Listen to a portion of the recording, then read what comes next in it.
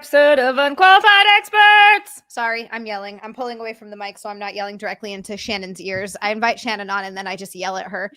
Shannon, thank you so much for joining me. Everybody, we're joined by the lovely Shannon Lee from The Thing Is podcast. And formerly, I guess now it's not Zach and Lewis anymore. It's true. It's official today.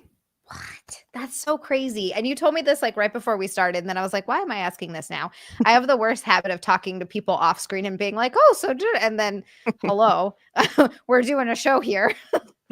But you were with the show for 9 years, you said? Yeah, almost 9 years. Holy crap. This summer. Yeah. And it's gone through so many changes. There's been so many co-hosts.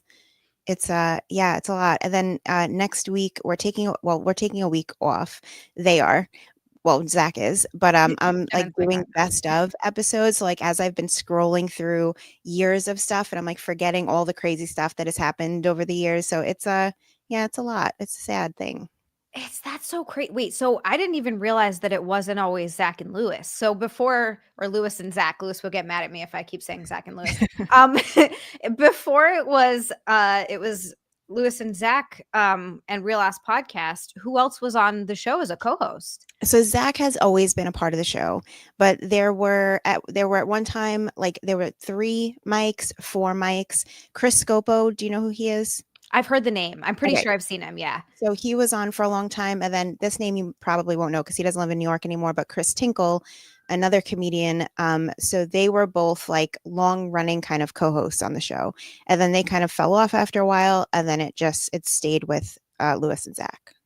Wow. That's so crazy. I mean, I know that happens. That happened with The Thing Is. It was you and Maddie for a long time, right? And then Figs came on. Yeah, that was a whole thing. But that wasn't like that was a whole thing. That was like a dramatic ending. Wait, I didn't. I thought he was just like, oh, I'm getting married. I'm done now. I'm moving on. It's dramatic. Oh no. Can you talk about it? Or are you kind of just like, I'm not? Yeah, it's fine. It actually, thankfully, all kind of unfolded on air naturally. And if something like that's going to happen, that's all we can ask for, is that it happens while you're recording.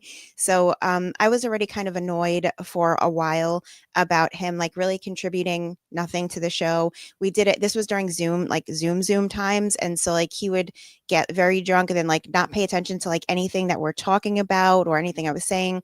And so in this one particular episode, like I had it. It was just the 2 of us on the show. And I was reading a listener email, a Scary Things story. And so I was like, okay, after I read it, I'm like, assuming that what they're saying is true, that they're not like lying to us and they believe that this happened. What do you think? And he's like, I think it's bullshit. I'm like, okay, you know what? You go then. You think of something to talk about. You take it from here. It's like, if you're not going to give me anything, like, I don't know what to do anymore. And then so we got into an argument and we're like, let's just cut this episode short.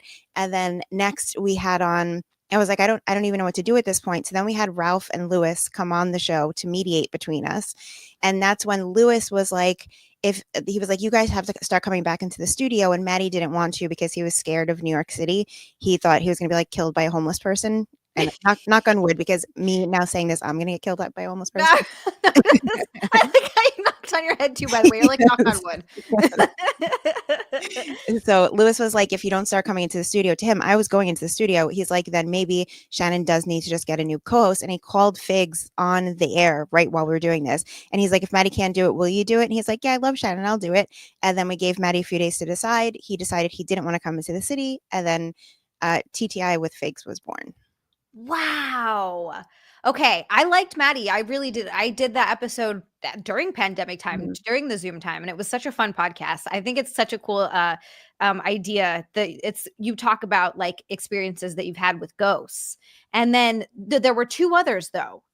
Dating, fighting, and ghosts. That's what it was. Yeah. I was like, because I was like, I did it. And then in the moment, I'm like, no, there were other ones. So a date story, a fighting story, and a ghost story, which is so fun because I feel like most people have all 3. Yeah. And if they think they don't, which is a lot of the time, like especially with the scary story segment, a lot of times they think that they don't have a story, but I'm like, let's talk through it a little bit. Well, like read a listener thing or something. And almost every time they're like, you know what? I did have this one thing. And it's like we eventually do get into it. And it's like, I don't know, some people it's their favorite segment. Some people it's their least favorite segment. But I feel like between all 3 things, it's fun stories to hear from people. It is. And even like you said, even if they don't have one, they've got another two. And then, yeah, they'll always think of something. Mhm. Like, oh, I'm not sure. Oh, actually, I do. And I do have to thank, sorry, everybody. I got so excited to talk to Shannon. By the way, I also wanted to say that I'm so excited to just have Zia time because we're always just surrounded by 100 dudes and like in their world. And this is lovely. Thank you so much for having me here. You're so welcome. Thank you so much for doing this. Of And course. not that I don't love everybody else I do podcasts with too, but it is really fun to just like hang out and talk to the gals sometimes. Like on this on Unqualified Experts, I think I've had like 3 guys on total ever. I like it. It's fun, but and then also, I've got a chat full of like super awesome dudes who want to see pretty ladies. So I'm like, I will bring you pretty ladies. I can do that. I'm sorry by the way to the guys for my lighting. It's terrible. I should have prepared better. I was just happy my camera worked. Yeah, you look great and you sound really good. So to Thank me, you. everything looks good. Yeah.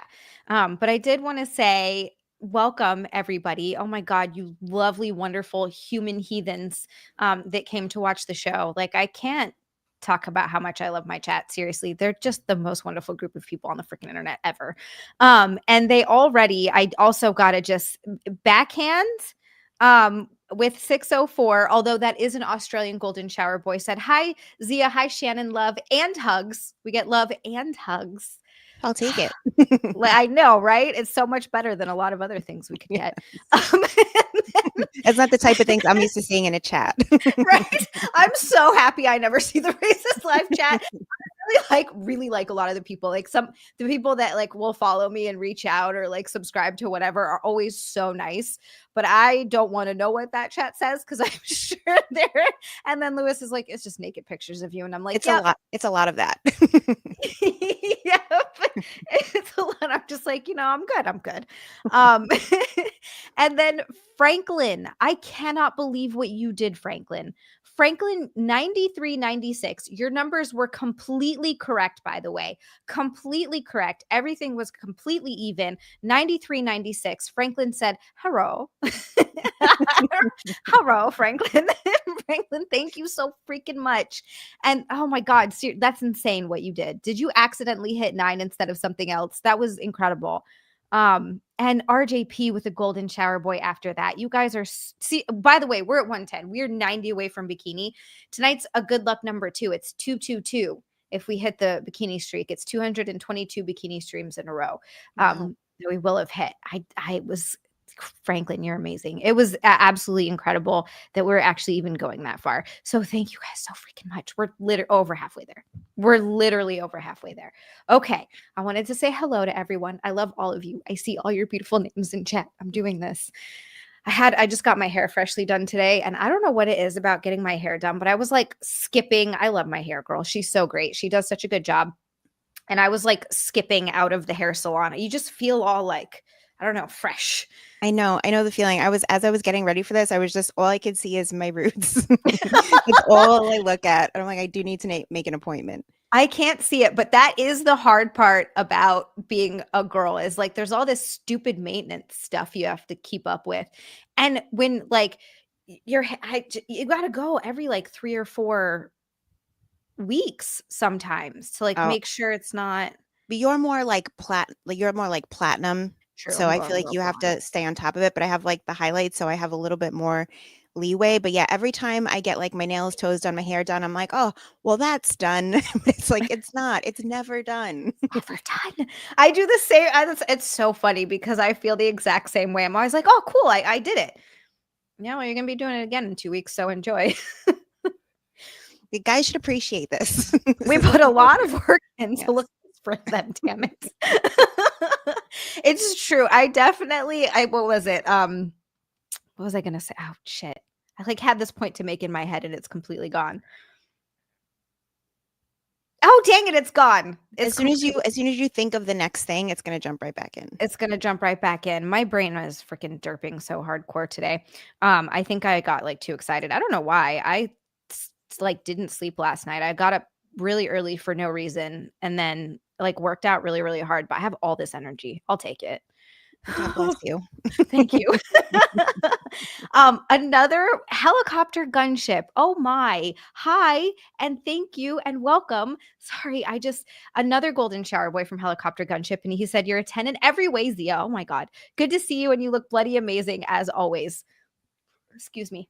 I read that in a British accent because he's British. Bloody amazing. Helicopter Gunship. Thank you so much. Okay. I have to calm down now. I do need to calm down. We're at 120. We're 80 away. You guys are wonderful, wonderful humans. Thank you.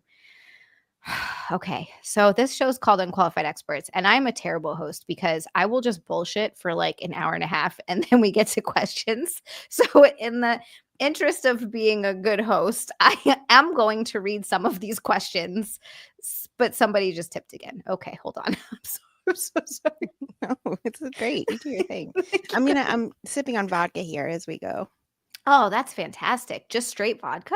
Mm-hmm. Wow. It's vodka, and then I chase with water. You are It's my thing. like a beast. That's Yeah. amazing. It's that or White Claw. Like those are my two options. I stopped drinking before White Claws ever came out, but everyone drinks them. They sound like they must be so good. It's just easy. They're easy. Like you don't taste the alcohol. It's also like not too sweet. Or some of the other ones, like truly, I hate it. I don't like sweet stuff. So it's just like a little Same. hint of flavor, and it like does the trick. You know what? Same. I'm with you on the sweet thing because for some reason when you mix too much sugar with alcohol, it's just sickly and it makes me feel like nauseous. Mm-hmm. Not a fan. Oh, this is from Scruggs Corp. Scruggs Corp with 1010. He said Shannon is the GOAT. I cried today during today's final wrap episode. It was very touching. Lewis cried a couple times on Did the he episode. really? He did. I had to go in and hug him the first time because it's like a guy crying, even though Lewis has definitely cried on the show way more times than I have. But no, but it was sweet because it shows like, he really does love the show. It was a hard decision for him to step away. It was very sweet. Well, he put 10 years of his life, almost 10 years of his life into Probably it. more because I haven't been on the show since the beginning. Oh, So they were there maybe a year or two before I joined the show. So it's a like the end of an era it is what they keep posting really about it. is. Yeah. He's been, when he announced it, at first I thought he was joking. And then I looked at the date and I was like, oh, this is not the first. So Yeah, he called me like a week ago and just the tone of his voice, I was like, uh-oh. He's like, why are you saying uh-oh? I was like, I just feel like something. And then that's when he said that he was considering it, wasn't sure yet. And then shortly after the decision was made.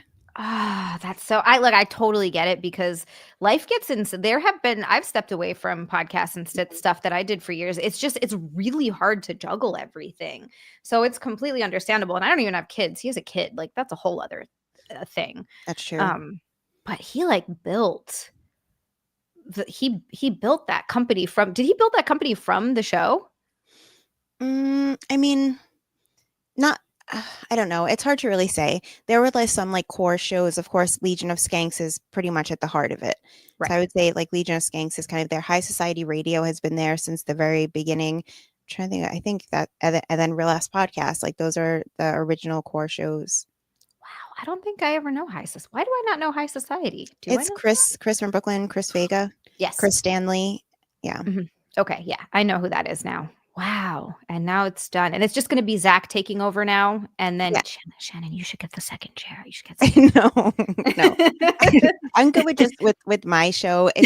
I'm good with that. But it's going to be Zach Amico's Morning Zoo. And it's going to continue to be like a morning show, even though it's 12 o'clock. But for comedians, that's definitely morning. That's morning. Yeah. And it's just going to be like silly, fun stuff. It's going to be very Zach. That, you know what? Zach is freaking hilarious too. Like it's hard to pick a favorite on Chip, but if I had to, it'd be Zach. Like Zach was perfect for him that and show. Chip. I feel like if there's a show, it should be Chip and Zach. They are great together. I would watch that. He's so perfect. Yes. He's so, yeah, it was hilarious. Zach is funny. He's super fast. It's still gonna be great. It's just crazy that it's just crazy that Lewis is gone. That's so, I mean, not gone. He's not like dead, but he's like, he'll still be like a guest on the show and stuff. I think also the timing, thank God that we don't film on Tuesdays because people would have really not believed it. Because as it is, like they think it's an April Fool's joke kind of still. Like there are some people that don't buy it 100%, and it's not, Oh. I promise. It's not an April Fool's joke. It's for real. You're like, I wouldn't lie to you guys. I wouldn't. I would have just avoided it and not talked about it. It's Right. real. Right. Wow. That's and he came out of this. That was kind of a fast decision. He called you a week before, and then a week later was like, "Yeah, I'm done."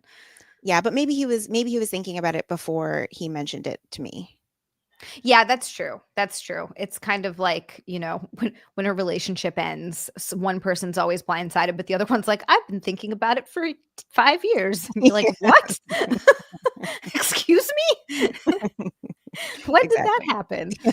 happen? Okay, before we get to questions, I gotta these super chats. You people are incredible. We got now from Saw with 5. Yes, I know. I'm just sending this on chat. Hi, beautiful ladies. I have a ghost story. This one place I worked at, you could see things out of the corner of your eyes and heard noises like laughing and sounds like stuff dropping. I would have got the hell out of there so Fun. fast. I love it. I would have set up a camera. Wait, have you done those like haunting things where you go to a haunted place and try to see if you can make contact with ghosts? Like they have YouTube channels and stuff for that, but We've only done it once, and the intention is to do it again, but there's so much planning that goes into it that I keep trying to like put it on Harrington, my producer, to just do it, and it's not going to happen that way. I have to do it. And you so I'm just trying to get there. But we did when Maddie was still the co-host. It's still on YouTube. I'm pretty sure that everyone could go and watch it on the TTI YouTube. But it was me, Maddie, Brian Six, and Brian Shaner before they broke up. So it's like both podcasts broke up after this. And so we rented this. It was we were all cursed. We went to this like rented out this giant mansion. It was like 12 bedrooms in the Catskills, and we stayed there overnight. We had like film crew. We had all different like things to do, like experiments with like an EMF detector. And then we had like cameras going all the time. So we did that. We stayed up till like 4 a.m, went through all the bedrooms. And of course, no one's going to believe me, but like the most experience that I had was off freaking camera. It would be when I'm like, I'm just going to run and pee real quick. And the bathroom that I was using was like right across from my bedroom. And I found this out after I chose my bedroom that 2 people had actually died in my bedroom. So I was going upstairs into the bathroom, and I was holding the EMF detector. It's like the electronic magnetic whatever thing. I can't remember at the moment, but I yeah. was holding on to it and it was on. It's just that I forgot to put it down. I wasn't bringing it up to do this. So I went into the bathroom, and as soon as I took one step into the bathroom, it went off. And I was like, get the camera up here. And of course it doesn't go off again. No one believes me. And that happened a couple of times. But there was a moment where we were all recording in this one room, and we were reading through this like diary of people like writing notes that have stayed there. And as we're all going through that, all the cameras died at one the same time. And they were all fresh batteries. Everything was brand new, and everything just died. That's a pretty big one. That was a fun one. Yes. There was a couple silly things. I mean, everyone could go and watch it, but we do plan on doing another one. Oh, yes. Oh, helicopter gunship said electromagnetic frequency. That's what it Thank is. you. Thank you. Yes. Thank Yes. you. That's actually terrifying. I always say that I'm a skeptic and I don't believe in ghosts, but I think deep down I really do. And I think deep down I really want to believe. I think that's like the reality of it, is that I'm like, no, it's probably not real, but inside I'm like, but how fucking cool would it be if it was? That's Like, exactly me. That's exactly me, because like as much as I love hearing the stories, I'm also like the biggest skeptic when someone tells me literally anything. Like I had a yeah. friend recently tell me to listen to the telepathy tapes. Have you heard about that at all? No. So it's a podcast. It's on Spotify. I don't know if it's on other places. And it's basically about nonverbal autistic children and how they've done all these tests and have proven that some of them can communicate telepathically. And supposedly through these tests, they are accurate like 99% of the time. How do they test on for that? So they'll like put like their, because they don't telepathically communicate with just anybody. It's usually like their mom or their teacher or whatever, just like some select people. So they'll put their mom or whatever in the next room and then show a picture or a card or turn to a page in a book, and then let them, and it's a different room. So they think of the thing, and then they cue the kid and see if they write the same thing. And they do almost every time, according to the podcast. So it's like, Right. well, I would love for it to be true, but the more I listen to it, the more I'm like, I'm not going to believe this unless I do the test. Like, unless I see it with my own eyes, I think that's the only way I'm ever going to believe it. That's how I am with most things. I'm like, if I see it, then okay. Yeah. But otherwise, no. Otherwise, I'm not. And it's funny too, because there is an element there where I'm just like, no, but I want it. Like I love ghost stories. I love haunted houses. I love scary movies, like all that kind of stuff. And even though it's terrifying and you don't really want a demon to be real, there's No. just something about the idea. Yeah, it'd be awful. There's just something about the idea that it's kind of it's just magical and it takes you out of this world a little bit. And so I think I don't know. I just never grew up when it came to most of that stuff. I just want whimsy, damn it. I agree. And I agree though, and aside from it being like a silly like distraction from real life, it also gives you hope afterwards. Where it's like, so my co-host Mike Figs is like terrified of all of it, claims he's not a believer, but if you tell him a story, like he really believes it but pretends not to because he's scared of it. And I'm like, if you were to find out, wouldn't that be the most amazing thing in the world if you found out that it's true? That means that there's more than this. And he's like, no, I don't want to know anything. I don't want it in my face. And it's like, what would be a better thing in the world than to know that ghosts exist? It because then you know that there's first of all, you know that there's some sort of Hmm. afterlife, whatever that may be. And then I mean, people lose I mean, a lot of people lose people all the time. Close ones, close friends and family, loved ones. Like there are and just the idea that maybe they're not gone is Hmm. also really comforting. Like it would be nice to, oh, maybe my mom actually is looking down on me. Like that'd be pretty freaking cool. I don't know. I agree. It's yeah. Oh, MA said, have you heard the theory about sweat being an element in energy impressions and paranormal activity, like the emotion of a person being left behind in a room or other place from their sweat? Whoa, I've never heard of that. The sweat is interesting. I have heard about like residual hauntings, which is a non-intelligent haunting. What's happening? No, Frank just said, I don't want to think about my dead family watching me in the bathroom. Hopefully, they're not watching you there. Depends on the family member, I guess. Yeah, right. Mom, please don't watch me on the toilet. Okay, thanks. But yeah, so residual hauntings are like a non-intelligent thing. And this is probably something that if it does exist, they probably will be able to scientifically prove it in not too long, because it is just like an imprint of like energy of some sort of crazy traumatic experience that happened in a moment. So like it would probably happen by like 9/11 or something where something crazy happened and a lot of energy like was expelled at that moment. I don't feel like That's that's, but that's not necessary. That's not like proof of the afterlife though. I feel like that's just like, that could be just a scientific thing, but it's like the intelligent haunting though, that would be different. But the sweat thing, no, I haven't heard that and I will look into that. Yeah, that's really interesting. That's very interesting.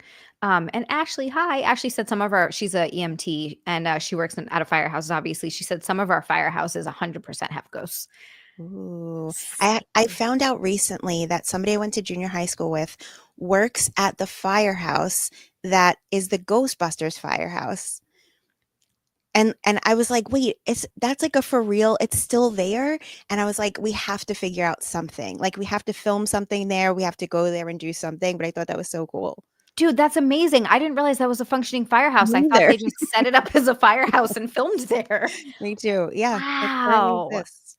That is so freaking cool. Holy crap. Okay. Well, yeah. I would, you know what, if you ever go on one of those haunting things, let me know because and if you want some other people to come along, I Absolutely. volunteer Okay. because I've always wanted to do that and I've never like no one's like, "Let's go ghost hunting." Like the opportunity's never arisen.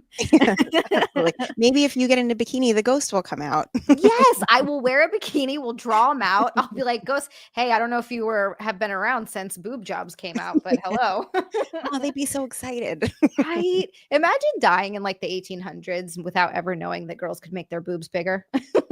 Oh, but they're probably like seeing it as it's happening. Oh, I guess we don't know that though. Like we don't know if they're like seeing things as they're actually happening. Maybe they're wandering around still thinking it's back then. Don't know. Maybe, yeah, that's true. I also wonder, you're right, how much are they aware of the current timeline and how much time has passed and what it's yeah, so many questions. See, it'd be so cool if it was real. Also, Mr. CW, thank you so very much. Franklin, Mr. CW came in with 1090 to even things out again. He said, made it, cleavage night. Yes. I I showed cleavage just for you, Zia, because I get so much shit about never showing cleavage at my job, and so it's out for you and for For your people. me. Oh my God, you guys should feel really special because she doesn't do this for everyone. I'm And really Zia is honored. one of the only people in the world that have touched my boobs. I have touched your boobs. That's right, before I got mine done. Yeah. I gotta tell you, that made me feel a lot better about it because you don't really know what they feel like. I haven't touched that many fake boobs in my life. Like the last pair I touched were like old. So like you don't, but it everything within the last like, I don't know, 20 years or something has just gotten substantially different and they feel way more real. And mine are pretty old.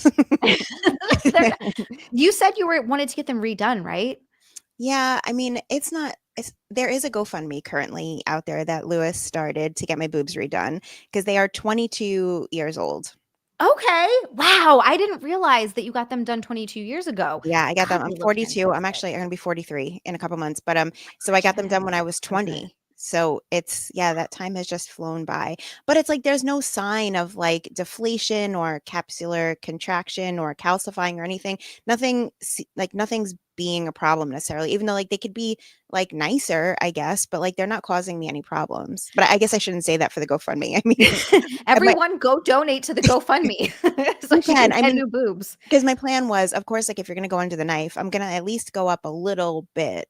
Otherwise, what's the point even? So That's what I did with I had to get a second set because my first set had complications, and literally the my surgeon was like, "Look, if you do want to change the size, now's the time." And I'm like, "Well, I'm getting another freaking surgery, so yes, let's go bigger. what Like, am I let's not do this going to? now." That's so funny. Oh my God. We also another 20 from Sasher who said, oh my God, on Schmumble. Sasher, thank you so much for the Rumble rant. 20 from Sasher. He said, thanks, Shannon, for letting Zia take them out for a test drive. Anytime. It was a big help. It was a really big help. Um, and then another 20 from Frank. Oh my God, we're at 186, you guys. Holy crap.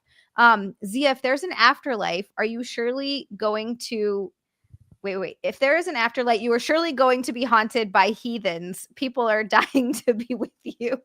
Oh no, I feel really bad for anyone trying to haunt me. It's not That's a good exciting. point.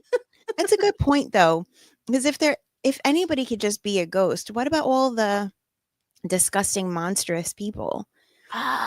But maybe they don't, maybe they do have to go through some sort of like purgatory or something bad. I feel like because that's what I feel like overall, like we do want there to be some kind of justice. So like the people that are like decent should get something good, and the people that were monsters, at least monsters like serial killers, rapists, Yeah. whatever, should get Yeah. something bad. I'm not talking like that's why they always lose me when it comes to like to Bible stuff. Frank, thank you so much. You guys are incredible. Thank you so much.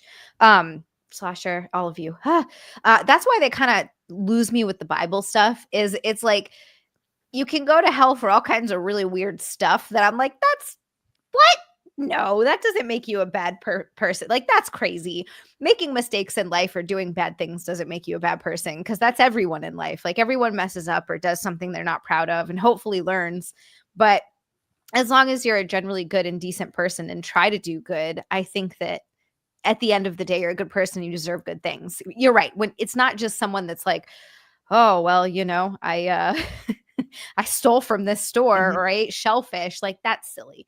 But I think, yeah, murderers, rapist, Well, anyone that does people with anything like with kids or animals, you're done. exactly Get out of here. animal people, special place in hell. Special place in hell. Yeah, Yeah, and dude. Sorry, go ahead. no, no, I was just gonna say, I also think that because like the laws against like animal cruelty are so light that, and I do think that when people really torture animals, they should be burned in front of a crowd. Yeah. Yep. If you touch kids or torture animals, just right into a wood chipper, even Yeah, like just feet first. that's You got to not feel the enough. whole thing. I think that's Yeah, not enough. I think they should be burned alive because that takes longer. it does take longer. It does. I want Shannon's like, them, we're yeah, doing public burnings now. I want them to be tortured. I Because agree. I watch like a lot of body cam footage and stuff, and sometimes I try not to watch them, but I accidentally find myself in the animal cruelty like body cam footage sometimes, and then what the just like disgusting things that I've seen, and they get like a year of probation or like they're not allowed to own animals anymore or something so ridiculous, and it's like this is not justice. Especially because oftentimes they're doing it, not that any animal deserves it, but they're doing it to small creatures that are very helpless. It's always like a puppy or cats or like some small animal, and it's obviously because there's something wrong with them. Like they're evil and I don't know what is going on in their brains, but it's a power thing. Hmm. Same thing, when they talk about, and not to get like super serious, but when they talk about graping and people are like, oh, you wish you got graped, or like no one's gonna grape you. And it's like, it doesn't matter what the girl's wearing or what she looks like. It's not about that. It's not like there's no part, it's just about asserting your power over it's a weird, so I don't know. It's a weird thing that for some reason, people think that it's not like a power thing. I don't know. I don't know why that drives me crazy. It's like the "what were you wearing" thing. I'm like, it what doesn't like old ladies get raped. What are Yeah. you talking about? It is like that is like a and I'm not very feministy. I feel like most No. people know that about me, but Yeah, it's same. it does it also I think is like still a cultural thing where it's like I feel like I even do it. I think a lot of people do it when you first hear a story, it's kind of like the Impractical Jokers, the stuff that just came out recently about Joe Oh, Gatto and Murr. yeah. And it's like my immediate instinct is like I don't believe it. I think that this is bullshit. Same though. I'm the same way. But you know why? Because people do lie. That's the problem. Because I know people. Just being a girl doesn't automatically mean you're telling the truth. Like, but you shouldn't. I'm not saying you shouldn't believe when women say something. You should do your due diligence. You should take Mhm. it seriously. But if you're automatically, I thought the same thing with the Joe Gatto thing. By the way, I did. I was Also like, the Myrrh thing that came in after, we did a deep dive on the Lewis and Zach show, and it just seems like a crazed fan because, like, yeah. if you go to her TikTok, like, she has, like, 6 years full of meet and greet photos that Oh, she's posting as jeez. some sort of evidence of something that happened between her and Myrrh. It's like, "No, this isn't working in your favor. You're just showing that you're, like, a crazed fan." I don't know, but who knows? And I'm sorry if something did happen. No, well, I mean, that's the thing, is Yeah. something could have happened, but that's the other problem is that when someone is in a position of power, sure, they could be a piece of shit and leverage that to get, with women or take advantage or whatever. Sure, that does happen. But the opposite happens probably just as much Mhm. if because they're trying to gain either get money out of it, get some sort of fame out of it, get like it's attention. People just want attention. Finally, they'll pay attention to me. Murr's now married. He's been with his wife for however many years. There's a Mhm. good chance she freaks out and is jealous because she's a super fan. Like I do feel like some of that stuff is just as likely to be true. Definitely. I mean, like and a lot of people are like, "Oh, how is she doing it for clout if she's not announcing who she is?" But it's like this is a silly comparison. But there are like some Facebook groups that I follow just like of nail designs, and Hmm. I look at people that are just like they post anonymously and they'll just post a ridiculous picture of terrible nails, and they're only doing it because they know everyone's going to comment and be like, "Those are terrible. This is stupid." And for some reason, just getting that attention, even though it's bad attention, it's some attention, and it's so silly and it's hard to wrap your mind around, but it's like some people just need literally anything. Yep, absolutely. I mean, think about even trolls. They're not like they're when they go on there and legitimately troll. Sometimes it's really funny and I laugh. I did have one time this guy was trying to troll me and he deleted his comment because I laughed at it and I was like, "Oh, that's a good one." I was trying to think of a joke along this line and I guess he got upset cuz I don't know, he was trying to like rile me up. But it was funny. It was really funny. So I just kind of like laughed about it and responded. He just deleted his comment immediately. I do feel like there is some like fight, flight, or freeze response when you like actually respond to a troll. Like what I've seen, and I really try not to ever, but the sometimes where I'm caught into it and I'll respond seriously and be like, "Oh, why did you think that way?" Or what's an example of this? And they're like, "Oh no, I'm sorry, I love you, you're my favorite, whatever." And then they automatically retreat on it. So it's just like something in the moment they felt like posting or didn't think I was gonna see it, maybe. It's silly. That's so funny. Jim talks about that and he talks about how people will like comment this crazy stuff really angry at him. I don't know if I don't think he replies anymore, but and he used to reply to people and just be like, "Hey man, like I don't like what's going on? Like I didn't." And then they're always like, "Oh man, sorry. I'm actually like a really big fan. I didn't mean to." It's just people get worked up in the moment and they just got to say something and then yeah, when it actually comes to the actual face to face of it. And that's the other thing too. Most people probably wouldn't really say this stuff to anyone's face. No, have you been to a skank fest? No, I haven't. I Oh. really want to go. Everybody keeps asking me, and at some point I need to, because the next one's in Louisiana, which is not far, and I've never been. So I You would need get my to go. happy ass there. But, Yeah. like, at Skankfest is, like, all the most hardcore of the fans, the people in the live chat and everything, and they are angels to me. And I'm like, So but they're sweet. not that in the live chat. They are monsters to me. But in person, they're the sweetest things in the whole wide world. When I'm, like, trying to rush through a crowd, they, like, make space for me, like, they check on me, like, "Do you need water? Do you wanna drink?" Whatever. Like, they're so sweet in real life, and behind the screen, they're monsters, and I guess there's something behind it. I don't know what it is. The only way I can try to, like, relate to it is, like, when I watch a reality show, because I watch a lot of garbage reality TV, and it's like, for example, after just watching the season of Temptation Island on Netflix, and I am, like, so infuriated at what some of the men are, like, having threesomes behind their chicks' backs and all of this, and I'm infuriated by it, and so, like, that would make I don't comment, but it's like I can understand how someone would be like, "You're a piece of shit, you're a dumb bitch for" I'm sorry, can I curse? I'm Yeah, sorry. yeah, yeah, yeah, yeah. No, of Okay. course, you're good. But, like, you're a dumb bee for staying with him, whatever. So it's like I understand that they think they know the whole picture, kind of, and they're commenting on that maybe. I don't know. Yeah, no, you could be absolutely right. It could be just like they get a feeling is invoked in them, and they just can't help themselves. And then when it comes right down, like I've had people, Nick has changed people's minds when they leave comments about me before. I guess someone thought I was Sarah Rusi, and that I Oh, was boy. dating, yeah, and I was dating that short ginger guy from. Yeah, I can't think of his name. I know, I can't think of his name either, but she dated him, and they thought that I was her, and I was dating that guy for clout or whatever, or like just to Sh get more famous. And She probably I'm sorry, nothing. no, no, it's okay. It was just something. If you think of it, please let me know, because something Reese. Yes, I thought it was Ah, something with an M, but it is Reese, something with an M. Mason Reese. That's it, Mason yes. Reese. There we Yes. go, we did Mark it. Mack in the chat. Yes, thank you. Yes. But they were on the Um, SDR show together. They were on the SDR show together, yeah, and I Mhm. guess someone mistake me with her, and basically we're going on about how much they didn't like me because I was like something along the lines of, "Oh, she's just oh man, I really liked her, and really she just is this girl that's sleeps with nasty guys to get attention," or something like that. And Nick just went in the comments and was like, "Yeah, that's someone completely different. That's not Zia. That's a whole different person." And then he actually responded and was like, "Oh man, sorry, my bad. I totally got her mixed up with another person." It's because people do react out of emotion, and then they're like, "Oh." There's also, like, almost no similarity between you and her. That's a weird I think because we're mistake to both make. blonde at one time, maybe. I Do don't you know know. do you know who she's currently with? No, who's she with? She's with the lead singer of the Insane Clown Posse. Wait, with Violent J? Yep, What? yep, they were on the SDR show together. This is where I get all my information. This is a podcast I do.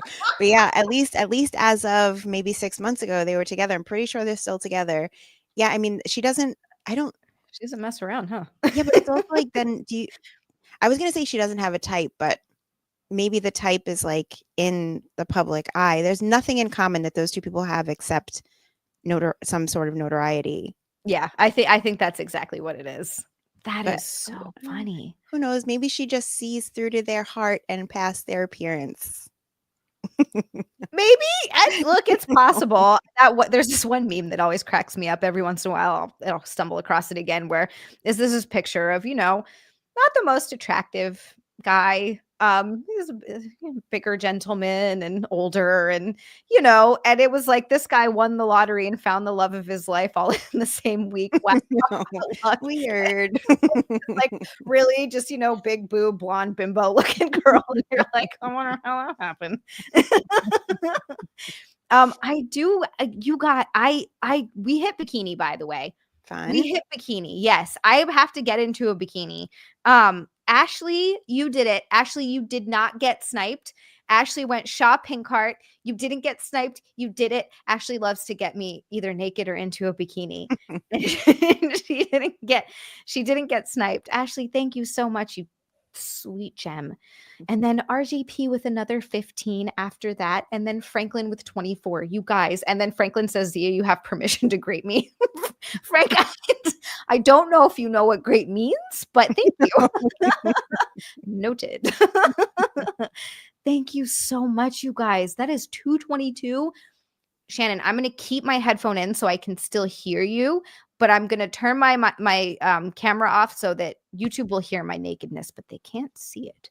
And then I'll be right back in a bikini. If you want to, hi, Dalish. Everyone in chat is so sweet. I'll be right back. If you want to, guys, you be nice, damn it. Not that you would. Should I be like talking during this time? You can talk with chat. They're wonderful. I don't see any chat. Oh, I should have sent you the YouTube chat. And the well, at least the YouTube chat. Do I have it? Here we go. I will pop it in. Hold on, I have an idea. Whoops. Okay, or I can just maybe search it on YouTube real quick. Sorry. Damn it, woman. No, you're good. That's my fault. Bring this to a screeching halt. No, you're fine. That's on me. Okay, I can be nice, says Zach. Okay. Nope, damn it. It's okay. I'm going to search for it. I won't be long. Either. I'll be very quick. In fact, I usually talk the whole time I change anyway. So we can still hear you even though you're away from the mic? Yeah, I'll be yelling a little bit and I can hear you, but I'm just going to go grab a bikini and then come back. This is why I stream and stuff, because I can never shut the hell up. Okay, I'm going to hit play, so I'm sorry if you hear the audio for 1 second. I'm just going to check this out. Okay. I got a classic. This one is a classic. It's a favorite. Age of Coral asks Shannon, who's the most famous ghost you fought on your dating show? I mean, that's something I look forward to happening at some point. I mean, haven't fought any ghosts. How do you fight a ghost if they're not corporeal, you know? I don't know. Where's the Skankfest VIP kickoff party this year? I actually really don't know. I just haven't asked. I don't know about New Orleans very much. So I don't know, but it should be pretty exciting. I love the paranormal things surrounding New Orleans with the vampires and stuff. It's very cool. I really hope that I have the time to check some of that out while I'm there. Shannon, have you read any Anne Rice? No, but I watched Interview with the Vampire on Netflix, and I freaking loved it. Isn't it so good? It's freaking so good. Oh, Monica. I know who Monica is, and she said you look amazing. Thank you. I love her. But I watch, I don't really like period pieces, like when there's accents and it's 100 years ago. It's not my favorite thing. And Natalie from my job suggested that I should watch it. I watched one episode and I was like, I love this. It's fantastic. Queen of the Damned, although I loved it when I was 13, does not hold up as well. It's not the best movie, but if you like reading, her books are great Gothic stories. A lot of them take place around there. Definitely the way vampires should be written, in my opinion, not like whatever the hell Stephanie Meyer did. Mm-hmm. I'm gonna also pee. I'm so sorry. No, it's okay. Let me see. Alan Reese said, I'm sorry, I'm late. Sorry, Shannon Lee, what's your job? I'm a producer at Gas Digital. I also host a show, The Thing Is, ding, we're talking about bad dates, fighting, and ghosts. Shannon, this is Scruggs Corp. Shannon, if you're going to be on Zach's new show, would you consider putting a donation progress bar to your new boobies or something? I would be down to do that. I bet you Zach would also probably be down to do that. Chris Orlando said, if you married Scott Shannon, you'd be Shannon. I actually had a friend who tried to hook me up with a guy whose name was Shannon, so like the male Shannon, and it was such a whole weird, uncomfortable thing. I had a friend in high school whose name was Lacey, and she was dating a guy with the last name Lacey. And she was like, if we get married, I'll be Lacey squared. She was super cute, but I was like, oh God. Helicopter Gunship said, Shannon, are you Bruce Lee's daughter? I'm not, but I was actually named after Bruce Lee's daughter because my dad was a martial artist and a huge Bruce Lee fan. A lot of people don't know Okay. that. You know what's so funny? So when Nick asked what your name was this morning, because he does the thumbnail and he like found the picture and everything, and he sets up the stream. And I was like on my way to the gym or something. And I was like, I sent him your Instagram. So if he needed to use a picture and he found, obviously your profile picture was really good. But he goes, what's the name I'm putting? I'm like, well, on Instagram, she goes by Shannon Lee. And he was like, what? He's like, what is she, Bruce Lee's daughter or something? and, and then I was like, oh my God, because we both make chip jokes to each other all fucking day long. It's exhausting being two Chip fans married to each other. And so we're making Chip jokes, and every time the other one of us was, I was like, oh God. And then while I'm in the shower, he comes and he's like, guess what Bruce Lee's daughter's name is? Because when he Googled it, she came up. And I was like, son of a bitch. I actually have a funny story about that happened very recently. I don't want to say the name of the comedian, but there was a comedian who I don't know very well, but I'm not going to say the gender either, but I book this person on shows sometimes. And this person texted me randomly, and usually they only text me when they're in town to be booked on things. And so they texted me a video of them at like a Bruce Lee museum or something, and then with their daughter. And I'm like, oh, that's cool. And like, I was like, did we have a conversation about Bruce Lee at some point? I couldn't understand it. And then the person's like, hey, Shannon, I'm at this place, blah, blah, blah. And I'm like, weird. And then they put in the next set, like, we have to catch up. Haven't seen you in a while. I'm like, yeah, totally. And then the next day I'm thinking it through and I'm like, wait a minute. I looked at this person's Instagram to see if they followed that Shannon Lee, and they do.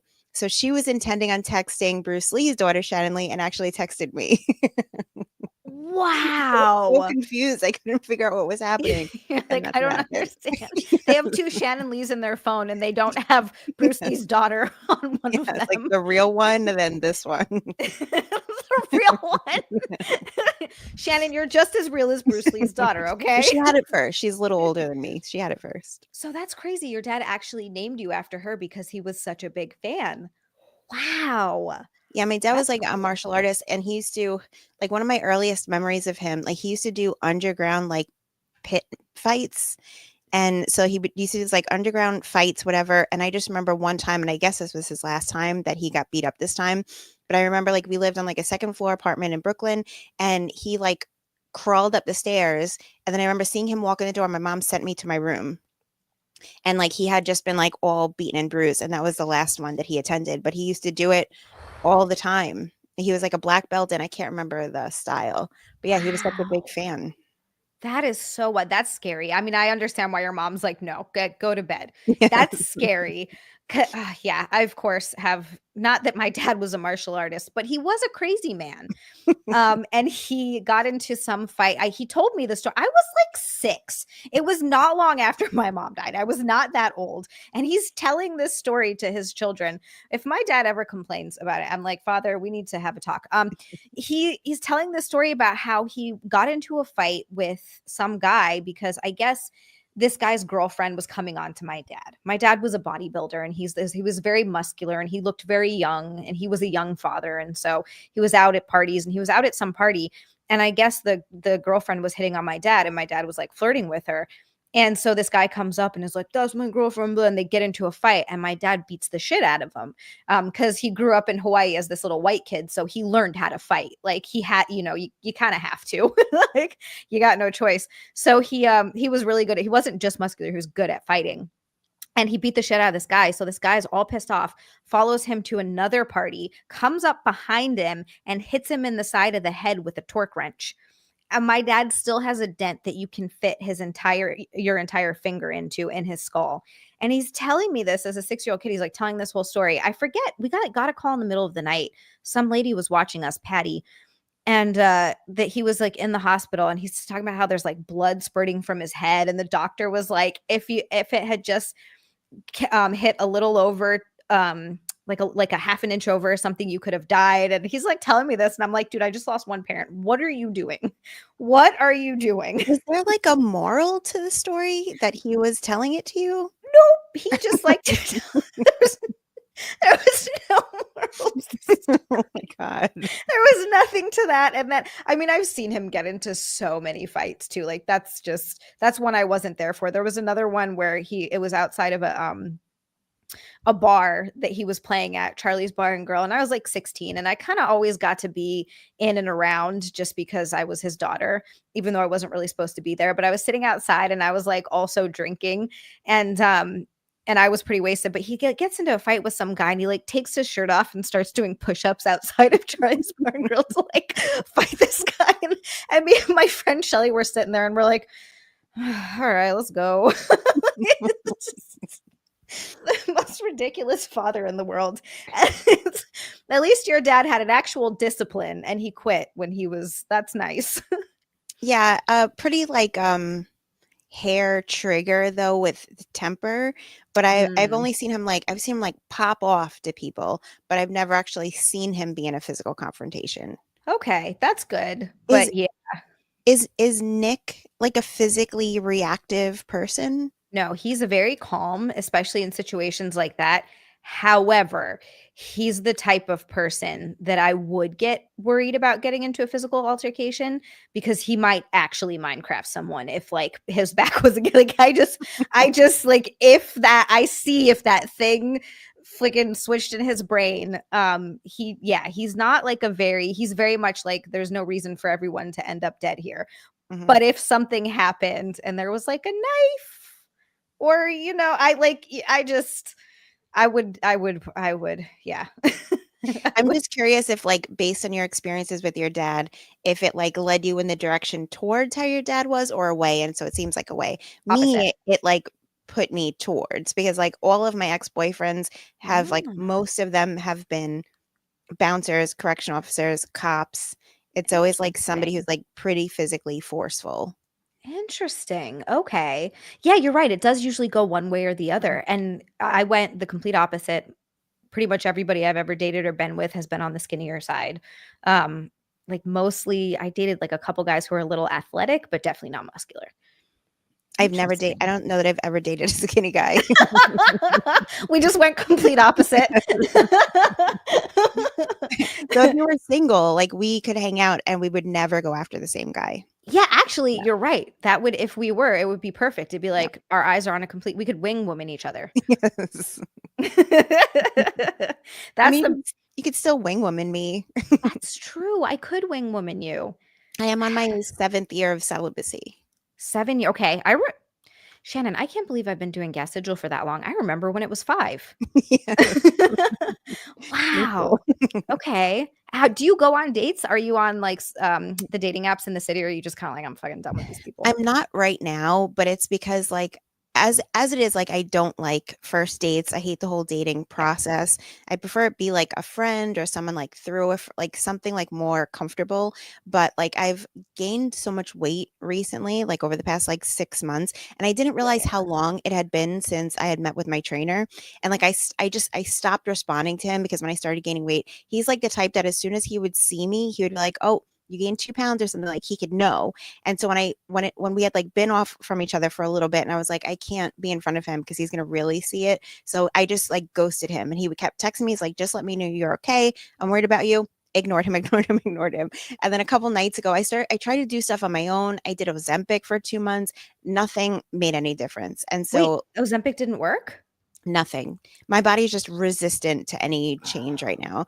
But I reached out to him like a week ago and I'm like, you know what? I can't do this by myself. And I was like, I'm sorry I ghosted you. I was just embarrassed how much weight I gained, whatever. And he's like, I'm always here for you. You should know that by now, whatever. And so yesterday was our first session together again. So hopefully it will make a change. I'm not comfortable dating right now because I hate everything. So I hopefully in like a few months I can I'll get be back the into it. first to tell you that you look beautiful and you have nothing to worry about and no guy would ever complain. But at the same time, I'm the biggest like full of shit because I'm the exact same way. And I know that if I gain like any amount of weight, I immediately fucking hate everything about myself. Yes. So it's like hard because I want to be like, no, you Mhm. look amazing.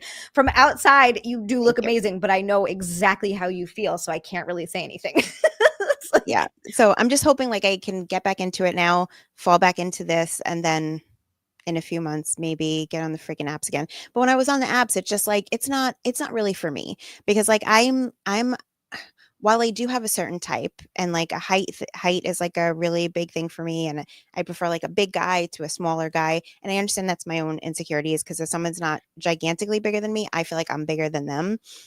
But Oh, yeah, I understand that's a me thing because I get a lot of hate about my heightism, and because I'm so short. But you're 5'1"? 5'1", yeah.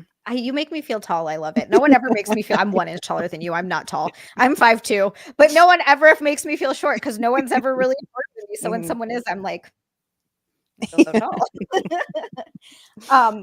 Are you like 6 feet or taller? Not necessarily. I would say like at 5'10", I could do, but it depends because sometimes 5'10" presents differently, unless like those 5'10s are liars, which I feel like is usually the case where like guys really lie about their height. He's like 5'8". Yeah. But yeah, but also it's like I can really be won over. Like I feel like a lot of people at gas know this about me, but it's like if there's a certain talent, specifically a singer, if a guy is like a really good singer, but like in a certain way, I will like love just comes over my eyes when I see it happen. Is Like it sorry, go ahead. no, you go. Like a style of singing? Like you like a rock singer, metal singer, R&B? So like my preference in like regular life is like it's I don't I want to say I'm not going to say the word because I don't know what words I can say here. But it's a it's like a singer-songwriter E. Okay, okay. And so like there was one time this band, no one's gonna know, the Trues, I think was the name of the band.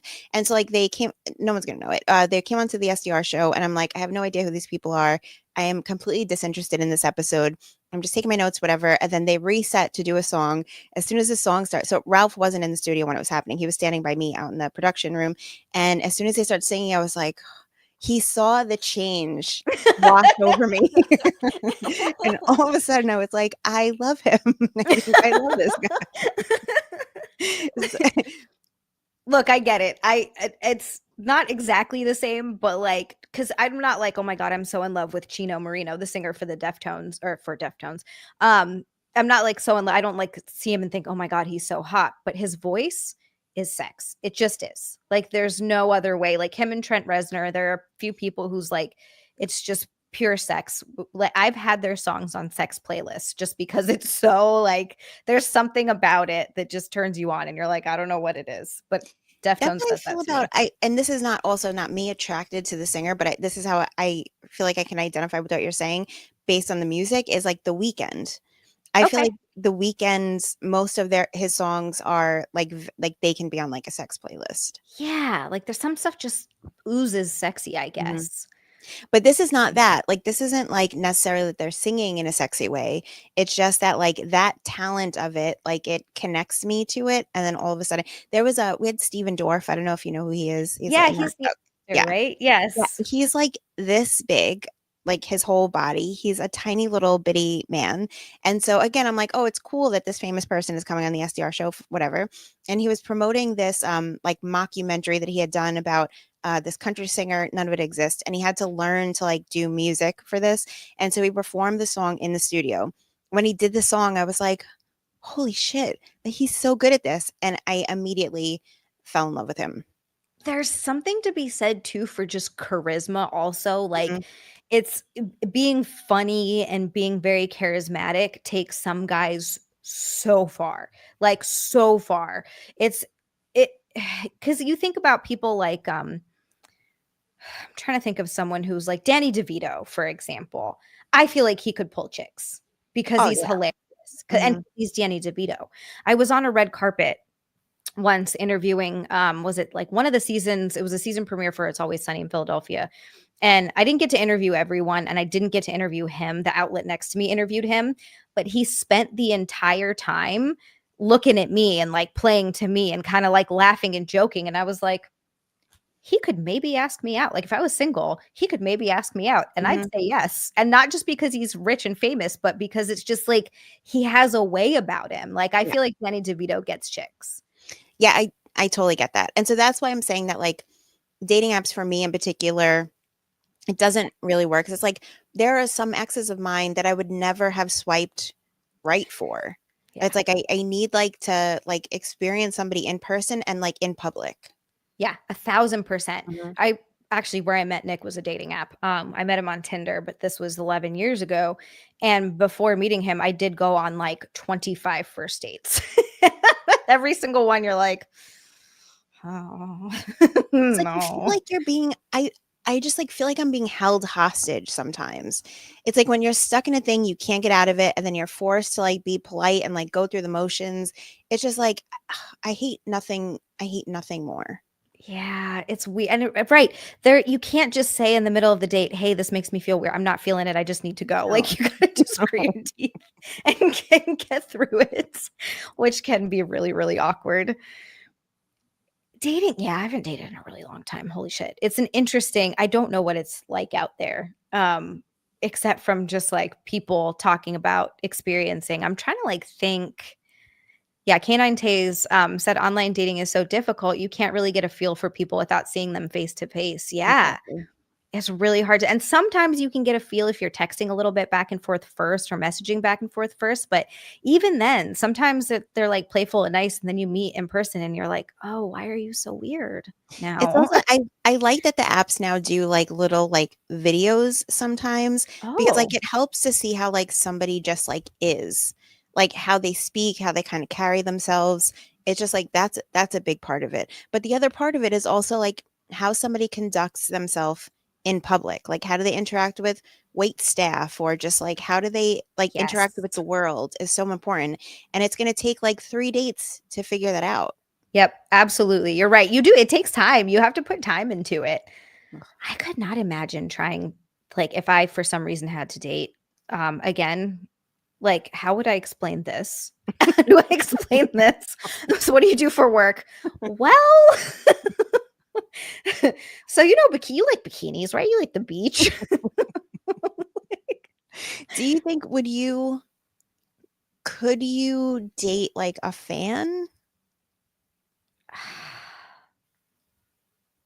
See, I would never say never because, and like this is obviously hypothetical. I would never say never because you just never know.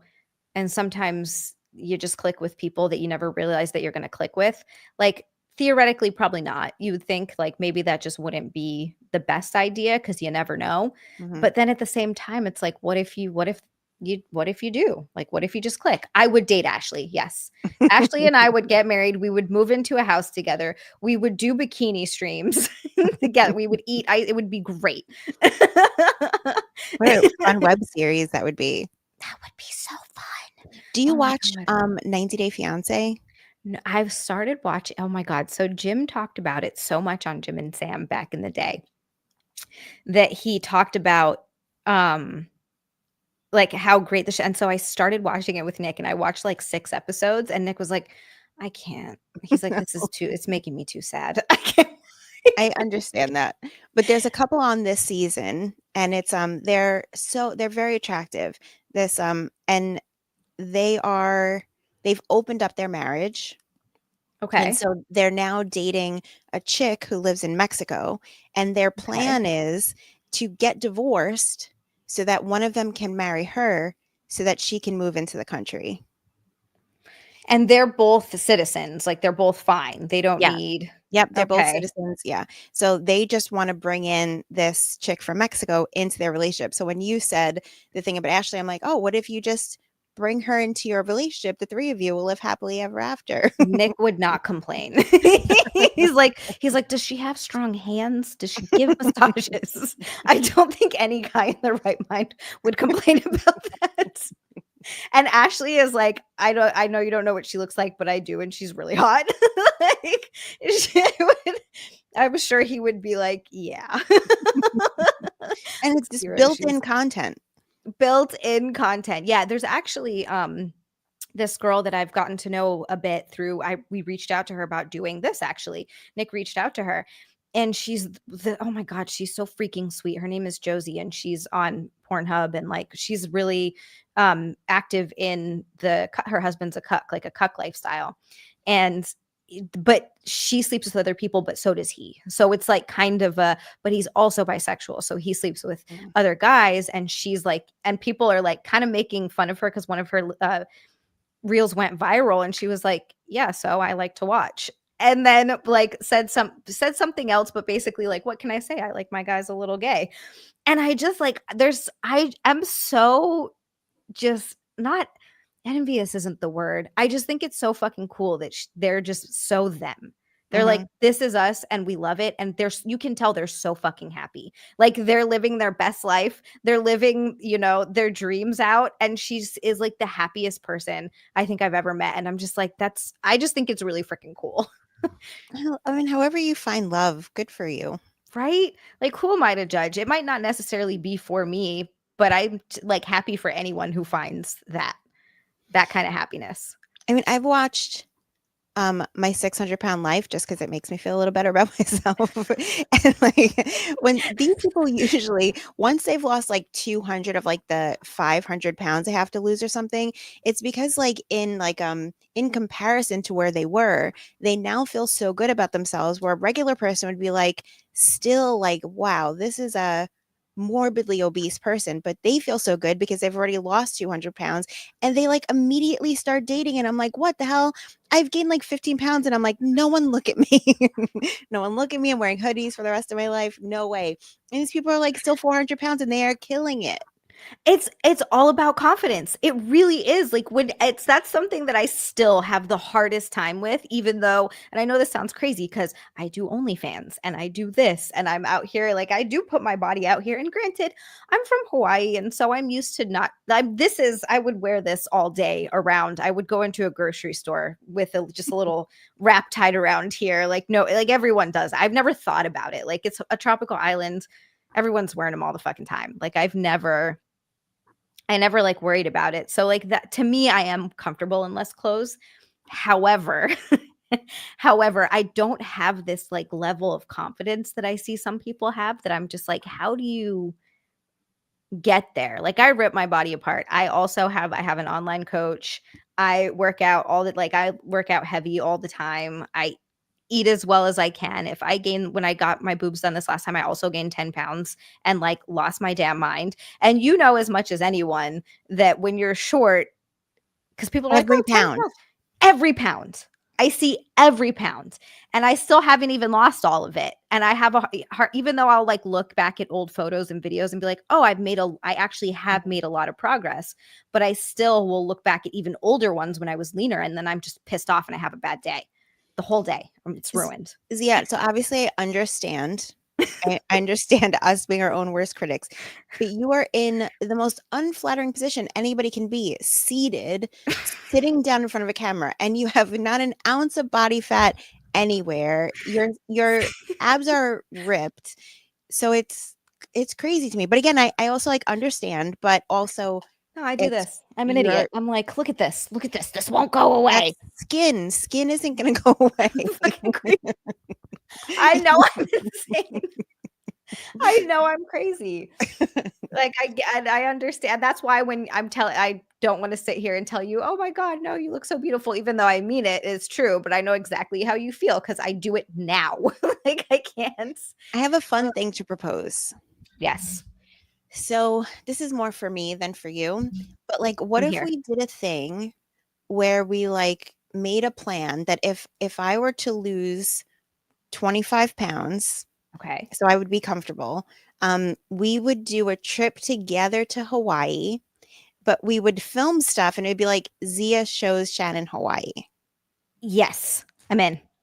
'Cause like That's not just for you. I haven't been home in 11 years. Let's go. Sorry, go I would ahead. love to. Hawaii has like had a place in my heart for my entire life. I've always like felt in my heart that I was supposed to live there for a period of time. Before I quit my last job, I actually was looking at places to live in Hawaii. I was just going to go and do it. I was like, I'll just bartend or whatever, 6 months or something. But I also have a bug thing. And when I was looking it up, they said, I'm not going to say the type of bug because I can't even say it, but it's like the worst, grossest kind of bug The that flying this, roaches. yeah. Sorry, So that sorry. so that Sorry. those that like no matter there was just like no avoiding it. And I was like, well, I can't live alone and have the possibility of these because I lived in Miami for a year and I moved away from Miami specifically because of their palmetto bugs. I could say that one. And so that's why I didn't move to Hawaii. But I went there because I did a half marathon with Ralph. And he said, if you could do the half marathon, I'll pay for it. So we went to Kauai. And I was like, this is like, I love this so much. This is, I feel like where I should be. And so your choice of the island, we can go back to your home, whatever. But I would love to do this with you. Oh my God. Okay. Absolutely. We already have a cameraman. I'll make him come. He the only caveat there's gonna be, and I'm gonna apologize in advance. We're gonna have to see my family, and they're huge. I have a huge family. I would love to meet your family. They're so fun. They I love would to love it. drink and barbecue and have good food, and they all smoke weed. It's like it's a great time. And my cousin just had a baby, and my cousin is like this tall, dark Palauan guy, and his wife, they've been together since high school. They've been together for so long. Is this like little teeny cute blonde girl? And I ever since high school, we were always like, when are you guys gonna have babies? You're gonna have the cutest babies ever. And they finally had a baby, and he's the cutest baby ever. He's just this little, he's all cheek and big eyes, and he's all tan. He's adorable. Anyway. But yes, this sounds perfect. Okay. Okay. The other problem though is I'll try to be as good as possible, but there's a lot of good food there that I miss. Have Yeah, you but that's tried us? okay because we'll have Right? already done our thing. So that's like a reward trip. Yes. Have you ever had a spam musubi? A what? A spam musubi? No, so this might be a problem that I don't eat meat. Oh, I knew that. I'm an Yeah. idiot. You're a vegan. Yeah. Sorry. I'm like vegetarian, vegan-ish. Like I'll have Okay. eggs, but like Okay. I try to avoid the rest. But yeah, just like meat for sure. Um, Okay. That's easy. There's still plenty of other stuff. okay. There's this place called Ken's House of Pancakes. That's like our version of a diner. It's open 24 hours, and they have these macadamia nut pancakes. Ooh. And they have different types of syrup. They have a coconut syrup, a guava syrup, and a lilikoi, which is passion fruit syrup. And they also have regular syrup, but I don't care about that one. Anyway, it's delicious. So, I'm so excited. Oh my gosh. I love Okay. this. And I mean it. I'm not just All right. saying it for the show. I mean it. I'm gonna text you all the Okay. time now and be like, Okay. Shannon, how's the weight going? I know. I'm What gonna did you tell eat today? no, I'm gonna tell my trainer about this. So like Okay. he knows that there's like a goal, but this would be Yes. amazing. Oh, that would be so. I haven't been home in so long, and this is a really good reason to go back. We have been doing no unqualified experting, but I feel like I'm having way too much fun. Okay. Could you? Oh, this is my question. Could you date a fan So of I like don't the want to show? say again, like what you said, I don't want to say no 100%. I did have an experience though. Ooh. So this is years, I don't remember how many, it's got to be 8 years ago maybe on the SDR show. At the time, it had been 2 years since I had been celibate, Okay. 2 years of being celibate. And so Jay and Ralph had a contest where they called it Shannon Seeking Strange, where they had guys just submit dick pics. And then they chose from the dick pics who would be a contestant in this game. So they chose three, and then they came to New York, and then we did like me on one side of the wall, them on the other side of the wall, like that sort of thing. And then, so the guy who won is actually a comedian. I don't want to say who it is, but like, as we were playing the game, like there were some friends like in the front and they kept like nudging me to like make a certain selection. So that did like make me choose otherwise than what I would have chosen. So the winner, I was like, yeah, this is fine, whatever. We had to like go on a date. As Zach was actually the chaperone on a date, but there was like nothing there. But the runner Okay. up was someone who flew in from North Carolina, I believe, just for this game. And so, like, I met him. He seemed cool. Ralph was like, "This guy's really cool. Like, you should just hang out with him." So while he was still in New York, like, we went to go see what was it, roast masters, whatever at the time that it was at the stand. So I was like, oh, let's just go there, have a drink, and I just like met up with him, and he was very cool. So afterwards, we continued to like text with each other a bit, and he ended up flying back in a month later and we did it. It really happened. Didn't It really have very ended good. your celibacy. Yeah, this is 8 years ago. Yeah, but it did. It ended my celibacy that time. Wow. But how it got weird was he would hang out in like the live chat during Real S podcast, and he would like make it known as much as he could that he was this guy. And I would keep telling him, I'm like, please stop doing this because I hate it and it's gross and this is really like icking me. And he just couldn't stop doing it. And so that with like in combination with a few other things, I was like, this just isn't gonna work. See, that's the problem. It's like you never know. And I've seen like stories of like one streamer married one of her mods. And it was like everyone online was like, bro, don't give up, bro. Like it could happen for you. And like they ended up married. And like that's why like you can really never say never because you Mhm. just don't know. You could meet the coolest person, but then that could happen. And then that's the other like side of it. That's the other problem is you just don't know. Does he still say stuff about it this many years later? No, no, no, no. We haven't. I feel like we like checked in on each other maybe a few years ago, but he went on to date a meth addict. Oh, good. Okay. Was it my sister? Oh Yeah. no. Did you go to Hawaii by any chance? Yeah, no, he like moved on. He's fine, whatever. But yeah. But also it's like maybe it's kind of like what people that go on reality dating shows and it's like, oh, this is all fake. They're all there for clout just to be on television, whatever. But it's like whatever it is, it's like you wouldn't have met each other otherwise. And there are people that get married and who have kids and stuff from reality dating shows. It just Yep. who knows what it's gonna take for you to be introduced to the person you're supposed to be with. Exactly. And that's the create like too just dating apps. I met my husband on a dating app. I've know my one of my best friends met her husband on a dating app. They have a kid together. And then for other people, it's just like, this just didn't work out for me. But it's Mhm. really you just don't know. I mean, that's the truth of it. I forget who I was talking to recently, but it was about rules. You know, people like to have rules about things and they kind of have absolutes. But at the end of the day, you can't. Everything's too unpredictable. And you never know like what's gonna get you.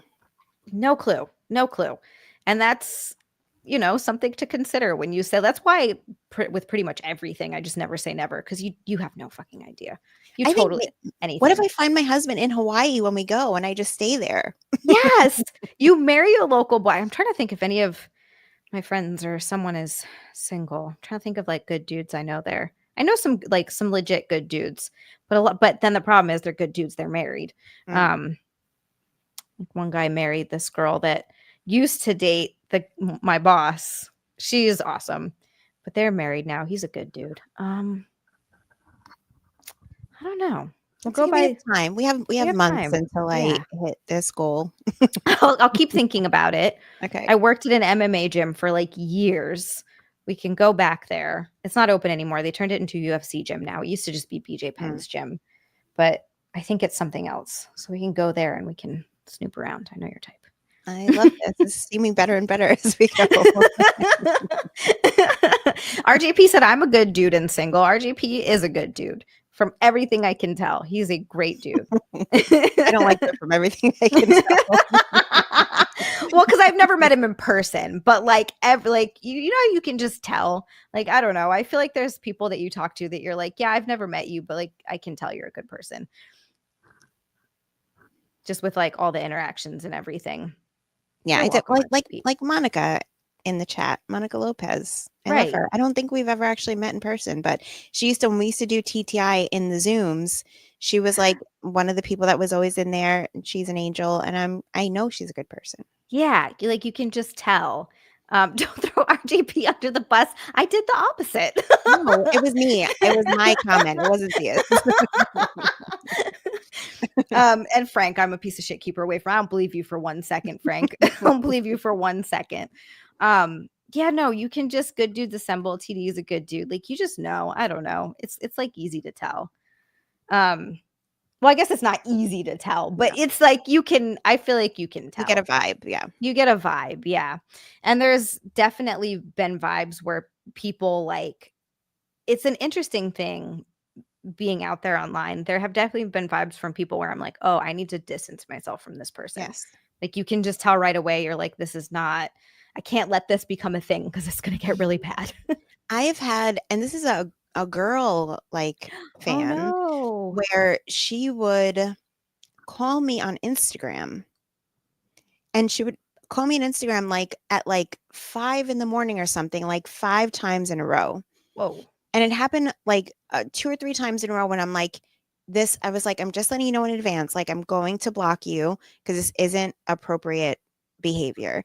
And then, like, before I even get to do it, she's like, oh, but like, I just wanted to say one thing to you, whatever. And it's like, but like, how do you think that it's okay to just like, in like, a call is such a different thing. You're just like inserting yourself into someone's life, and to do it, maybe she's in a different time zone or something, but this is like New York. So there's not a time zone where it's late, it's later. It's only going to be Yeah. earlier. So it was just very weird. Yeah, that's a lot. I've never had a fan do that to me, but I have had like random followers try to call me on Instagram, and I'm like, it's usually guys from India for some reason, or like the Middle East. I'm like, what is this? Why are you calling me?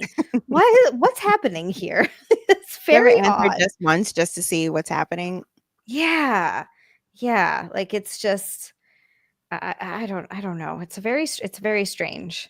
Um but yeah, it's mostly been fine. I've only had a couple of instances where I've had to be like, I have to Sar, please show Bob and Vagine. Like that's what I would have gotten. There was there were a couple of there's one person who like it was when I very first started streaming, and I made the mistake of like it was I don't want to like tell too much, but like I made the mistake of getting too close, and it was someone that I would message with, and they would send a lot of stuff, and they were very nice and very helpful, but then it started to really turn and get super weird, where they would like, if I didn't answer a message every single day, they'd freak out and start like sending me like, this is fucking ridiculous, like stuff like that, and it got really kind of passive aggressive and super scary for a second, where I was like, oh shit. So I am more careful Mhm. now. My problem is I'm just a very open person, and I'm very just like, oh, if people are nice, I'm like, oh, I love them. They're so nice. Mhm. And for the most part, it's been fine. Cause like I said, like no one's really since that happened, there's only been like a couple other times where I've been like, oh, I have to distance myself from this person because I can feel it getting Weird. yeah, like I Yeah. can feel it getting weird, and I just want to negate that before anything even starts. Mhm. But I've been so lucky that almost everybody that like finds their way into this little community is just so nice and like legitimately really cool and really respectful, and like doesn't is not pushy, like nothing. And then it just makes me want to like do more for them. So I'm like, thanks so much for being a cool, normal person. Yes. I get that. Oh, okay. Okay. We're going to unqualified expert now, guys. It's only an hour and a half into the show, but we're doing it. All right. So this guy is a 28 male, said, I got myself into a George Costanza-esque situation where I told this girl 27 I'd been talking to for a few months that I've been running and training, when instead I mostly just play RuneScape and chill. I've lost a significant amount of weight just by cutting soda out of my life and eating healthier, so she really bought it. Anyway, this girl is literally a national triathlon competitor and overall athletic person. Now she sent me a text saying she wants to run together Saturday, and I have no idea how I'm going to do this because she wants to run 3.6 miles together as her warm up for her long run. Do I just fall and die or something? How do I fix this Mm. situation? Okay. So if he really, I feel like if he really can't run at all, which I get it. So, but if he thinks he's for real gonna like not make it through that 3.6 miles, maybe just be like, hey, maybe we could do that on our second date. The first date, maybe let's do something more casual and just grab a coffee and just like see if we vibe. He I feel better like start just really like side training. pass it. And then what you could do in the meantime is download the Couch to 5K app, and you can just start learning, because like, if you really like this girl and it's like you think that it could be a thing, start getting yourself to the point where you can run at least a little bit in the meantime. Yeah, yeah, like he's got to start training now, but you're right. He does have to like put that off a little bit because Just a little. 3.6 miles, or as RJP said, actually is a good idea. Fake a broken leg. That's what George Costanza would do. If you're gonna George Costanza it, just go for it. We can do Um, that after the coffee date. That buys you a little extra time. And then you can yeah, pretend like, oh, like a little fracture or something, just so you don't have to like wear the cast for so long. And in the yes. meantime, do the training. The Couch to 5K is how I was able to do the half marathon in Hawaii. So you can Wow. start with that. Wait, so couch to 5K, how long did that training take? I really don't remember. It was a couple months, maybe Okay, a that's few not bad. months.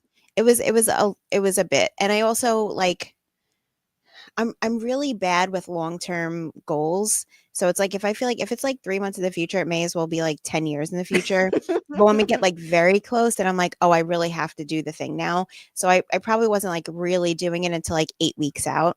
But like the way that that app works, I'm pretty sure you can put in a goal.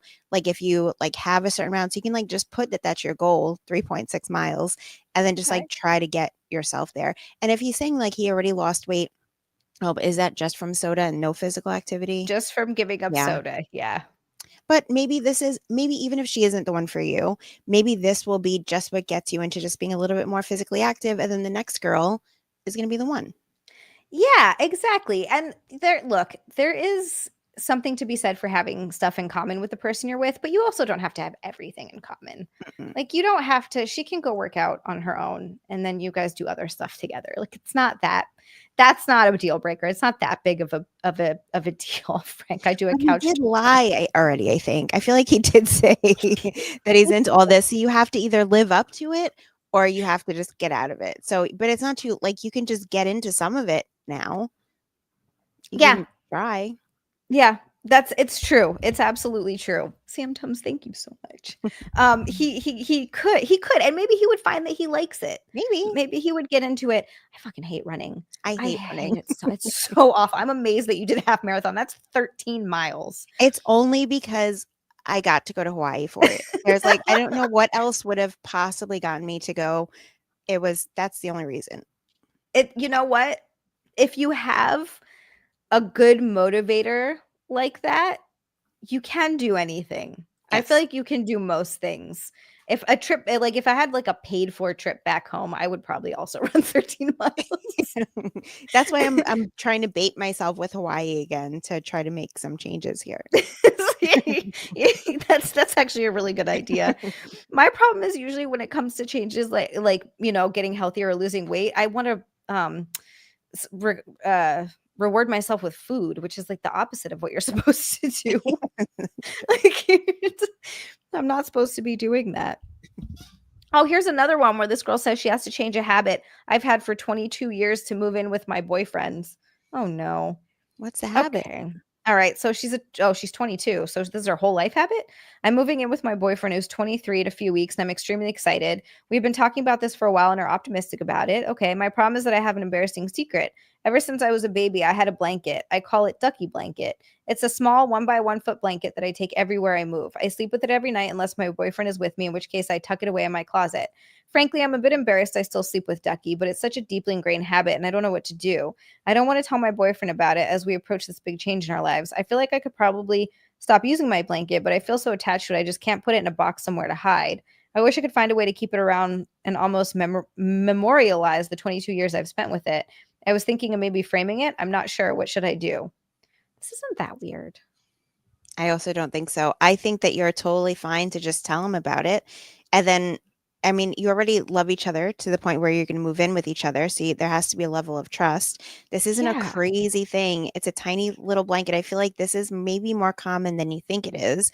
And if you just like tell him about it and then bring it in, and then you can work together if you want to take it away from your life and eventually put it to the point where you frame it above your bed or something, you can get to that together. But I think it's something you can tell him. I don't think it's a crazy thing. Yeah, no, I honestly, even if a guy told me he still had a baby blanket, I wouldn't be weirded out. I'd be like, oh, that's kind of cute. Yeah. Like, that's sweet. That's adorable because it means they have sentiment and they're not afraid of commitment. And it's also like a cute thing, like a tie to their childhood, like a more Yeah. innocent version. And especially guys are he's gonna be like, who cares? I feel like guys are gonna be like, what's if especially if you like get ready and you're like, oh, I have this thing to tell you, and he's like, is it a man? Are you a man? Did you cheat on me? God damn it. And he's gonna be like, oh no, I just have a blanket. It's gonna be fine. Yeah, that's gonna be such a RGP said it's like having a favorite pillow, no big deal. Like that's exactly like this. It's such a thank you, we didn't have high. And then Frank said eventually he'll use it to clean himself off after Oh my God, sex. please no. No, please don't. One We don't does. want to desecrate that blanket. Oh, that would be so Oh, bad. that's gonna be like sweat, and then it's just gonna haunt the blanket forever. Oh, no. Sweat memories in the blankets. Then semen must have a memory. Oh my Imagine all the God. semen everywhere. Everything's haunted. I'm haunted. Oh no. I don't think I'm haunted anymore. Do you think it's just all gone after a I year? think That makes so. sense. I just Yeah. give you an extra year. I'm sorry. It's 7 years. Yeah, I think 7 years. 7 Okay. yeah, 7 years is, like, when your body regenerates, when, like, all your criminal records are expunged. I think 7 years, I'm just virgin Right. again. Oh my God. Yeah, it's also when you can get rid of like debt falls off your credit report. There you go. Yeah, 7 years is a magic number. It's a magic number. Um, oh, another 5 from Saw. Saw, thank you so much. He said, I know last one at work, easiest way I started on the treadmill and I did a 5K and 10K and 21K Spartan race last year. And this year, all 3 in one weekend. Good for you. Wow. Yeah, that's in a year. Yeah, this guy can I do will it. just say that, like, it does seem impossible, and again, I hate running. I hate it. I hated it every step of the way. I didn't hate it 100%, like, while doing it in Hawaii because it was, like, the whole path was, like, along the ocean, you see the mountains. It rained for a few minutes, and then there was a rainbow. It was beautiful. It was the least that I hated running. Still didn't enjoy it. I'll never like running, but if I could do it, I know everyone says this, but I mean it. Literally anybody can do it Yeah. because I hate it so much. It was never easy for me. It was a nightmare. And obviously once that passed, I stopped doing it and then fell to shit. But it is possible. No, but it is, and you're right. I ran track in high school, and I don't know why, because I like absolutely despise it. Like there's no part of me that enjoys anything about running. Like The worst. 30, like 13 miles. Like I love lifting weights. I've been doing it since I was 13. I've been like really working heavily on my lifting, especially recently. To like get myself back to a decent place again. But if there is like at my gym the other day, they were like, yeah, so cardio for today's workout is optional. And I was like, don't ever tell me that because I just Yeah. want to. No, thank you. I just left. I was like, see ya. Thank you.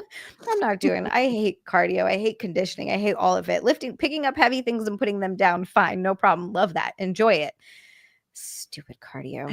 I don't like any of it. Like the only workout that I've ever enjoyed was like kickboxing or something like that, but I just like overall any of it, I don't like it. And then now especially in this phase where I'm just doing it all over again.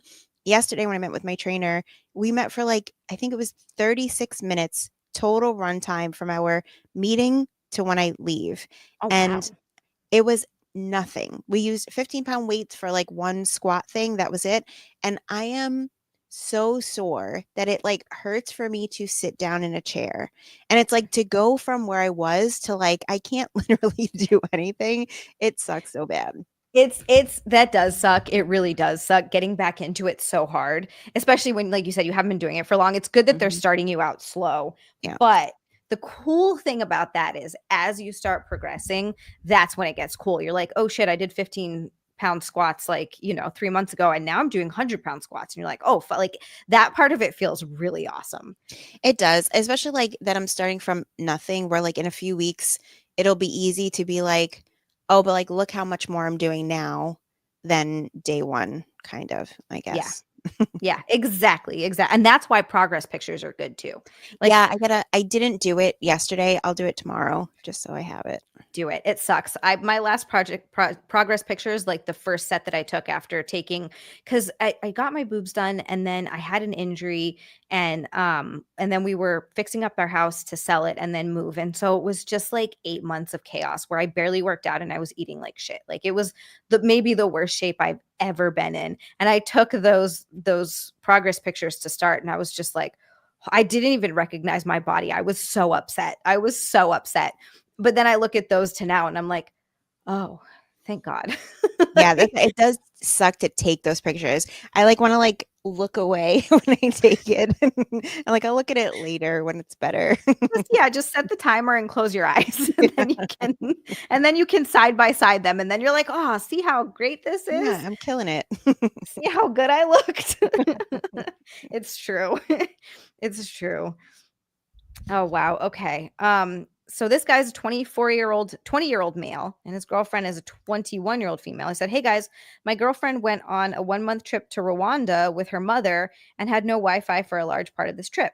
Anyway, she called me last night and told me that she is so sorry, but the real reason she went is for an arranged marriage, and she wasn't even aware of this until she was already in Rwanda, and the wedding was yesterday. My girlfriend is now someone else's wife. She told me she doesn't know what will happen and she'll keep me updated. I don't know how to process this. What do I even do? Is she still my girlfriend? This is insane." What? I mean, I think you got to let it go. Because if she was, I mean, I don't know what women's rights are in Rwanda, but I don't know if she had the option to say no or if something terrible was going to happen to her. But either way, whether she decided to not go against it, if she could like get away easily, or if something terrible was going to happen to her if she stepped away, either way, it's not going to be an easy out for her. I think you have to move on. You can just Yeah. tell her like, look, like I'm here for you as a friend. If you like are able to get yourself back here or something, like I'll be here for you, but like I can't wait for that. I'm also curious, like, what is she telling you? What is she telling you about it? Wow, that's an insane one. And you're right, if she didn't have a choice, I know some cultures are very different. So if she didn't have a choice, there probably isn't anything she can do about it. But also at the end of the day, yeah, she's not your girlfriend anymore, man. Like No. it's absolutely done. It's either that she didn't have the choice or she wasn't willing to go against her parents' decision. And either way, there's just there's no getting out of that, at least no time soon. Yeah, no, no. And also you're so young. Mhm. You're 21. I mean, I'm not saying this doesn't suck, especially if you had feelings for her. And I know people that have been together since they were 20 and everything, but like you got plenty of time. You can find someone else. And it doesn't seem like that when you're 21. But No. yeah, but but it is the truth. Like you have so much time to like take some time to mourn the relationship, do you for a bit, and then find somebody else. There is so much time. And it's like just you and again, I hate to be so dismissive, but it's like chalk it up to a learning experience and then you can like put this towards your next experience. Everything feels like the end of the world when you're young. It really does. It feel Mhm. like I remember going through breakups when I was younger that like I laugh at now, but at the time I was just like so upset. And I look back and I'm like, girl, he was an idiot. The hell are you thinking? Yeah. But Yeah, it's like it's like world altering. Like it's like someone rips out the blanket from underneath you or whatever, but like you will yes. there is always a light at the end of the tunnel and you're going to get through it. Yeah, absolutely. And this is a very big thing. Look, I can't imagine like if I had a Yes. boyfriend and he went off to another country and was like, "Hey, so I'm married." I'd be like, "What?" Like, what the fuck are you talking about? I would Like, like, at least for your like future episodes, I would like to know some more information. Like, what is she telling him? Like, yeah. did she have some sort of option? Was there some sort of like legal obligation where she can't get out of it? And what is she telling him now? Is she saying like, I'm trying to get out of it or I'm stuck in this? The way she made it sound, at least from his post, was she's like, "I'll keep you updated. I don't know what's gonna happen." And like the But fact like, that she but didn't know. yeah, but growing up like there or like your family's from there, so like you know what's gonna happen. You know what your options really are, but she's trying to like sugarcoat it right now. Maybe True. Google it a bit, talk to ChatGPT a little bit about it, find out like what really happens in those situations just to get your mind around it a little. That's a good idea. Yeah. But I'd at the end of the day, I definitely wouldn't wait around for her because No, that's crazy. it's too That's much. crazy. Like, Yeah, no, Frank's right. He said it's so hard being my age and trying to tell someone younger that the shit they're, Minecrafty about right now won't even remember when they're my age without sounding dismissive. And it's a tough thing because you're absolutely right, but in the moment it feels so much for Mhm. them and it feels so intense. And You're gonna remember it. yeah, These things will stay with you forever, but you'll be able to talk about it later and laugh about it and not have the yes. same emotional connection to it. Yes, absolutely. And RJP said she needs to keep him on the back burner, so she sends her money in her romance. So he Mhm. sends her money in her romance scam. Oh my God, MA, what if that is what it is? Oh no. Also RJP, I promise it is me. And so, but this guy that he was talking about, he's like, I know if Zia doesn't answer every day, like in my inbox, on like OnlyFans or whatever else. This was before I ever even did any of that. This was when I very first started streaming on Twitch. I didn't even have anything like that. He would just like message me every day and he was so nice that I was like, "Oh wow, thank you." Like send packages and stuff. And I was like, "Oh wow, thank you so much." And I didn't have any experience in the space at all. I had like 6 people watching my streams. Um so like I had no idea. And I don't think that he's like a bad guy at all. And I definitely hope he's doing well. I just think that he had some like mental health issues and it got way too weird and way too much for me. Where he would like message me and being like, I'm gonna Minecraft myself and like, but like super intense. And I was already dealing with that in real life. And I was like, I am not a mental health professional. Like you have got to seek like actual help, please, because I can't be this person for you. I'm not qualified. It would be horribly irresponsible for me. And also like I'm this what? Yeah, and he used to like freak out on me and I was like, dude, I work so much and I have like I can't be Mhm. I'm one person. Like it This was is like the like parasocial relationship thing where like especially now with social media, it's so easy for people to feel like they have a real connection with somebody that they see. It's just like I feel like Katy Perry, it happened recently where someone was convinced that they were engaged to her, or like, like these like bigger whoa. celebrities where people think that they're in relationships with them and stalk them. And it's like because they know their body of work so much and they confuse themselves into thinking that there's a real relationship there. But then when you're actually able to communicate via social media, it just kind of like reinforces that. Yeah, and I guess, like, he got really upset that I wouldn't give him my home address, and Nick was like, "Yeah," like, stuff like that. He's like, "I don't know why you want I just wanna send you something." And I'm like, I'll get a PO box, Hmm. like, set up," you know? It's just it was and it got into really weird, like, dangerous territory where I was like, "I have to step away or I'm gonna end up in a bad situation, like, this is not good. This is not good." Yeah. So I am more careful now, but like I said, I haven't been in that situation again really at all, mostly because you can kind of tell and like most people are super understanding and like aren't thinking these types of Hmm. things. Like it's a different, I don't know, it's like a community, but it's not yeah, it's hard to explain. Yeah. But No, like I I know no totally one's get freaking out on me. Go ahead, sorry. it. No, no, no. I was just saying I totally get it. No, I was just listening because I hear my cat coughing in the other room. Oh, I was just kitty. listening. He's okay. You okay? Okay. He's good. Coughing up a fur ball. No, they haven't done that yet. So I have like Oh. two babies, but I've only had them for it's about a year. And so, like, I just feel like it's still kind of a learning process because, like, my cats previous to them, which I lost them both within like a year of each other, were both like about 14 Oh. years old.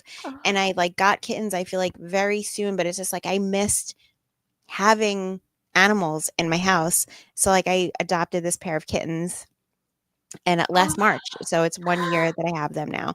But one of them, so it's Tank and Twyla. That are the names. They're brother and sister. And but Twyla is going for surgery on Sunday. Oh my She has like a god. something with she has like a hip thing, whatever. So like I'm right back into the whole meta, but I got Ugh. insurance this time. Oh, good, okay. Yes. Last Good. time it You're was like, "I like learned." last time it was like thousands of dollars, emergency vets, whatever. But like they were older cats, and now they're babies. And when I adopted them, it gave me the option online when I was filling out the adoption paperwork. It's like, oh, do you want MetLife insurance for them? And I'm like, oh, it's $20 a month or whatever. I was like, yeah, I'll do that. And thank God, because it's going to cover so much of her surgery, which is thousands of dollars. But Good, good. Oh, that's so cute. Okay, if they come in the room. yeah, they've jumped up a couple times, but it's like they're camera shy. They keep going on that side of the camera. Like, damn it, kitties! Everyone wants to see. Don't you know you could be famous? Yeah. I don't think they're gonna come on. I don't think they care now. The cats are like, no, we want food and mom. They're so cute. I love cats. I just love them. They're so cute. I love it. Oh my gosh. Okay. Got another one with the title just saying, I feel grossed out. Ooh, this is fun. I like this. This is fun. Yeah. Hi. This has been pretty weird for me. So basically, my aunt's family has come over. She has two sons, aged 24 and 20.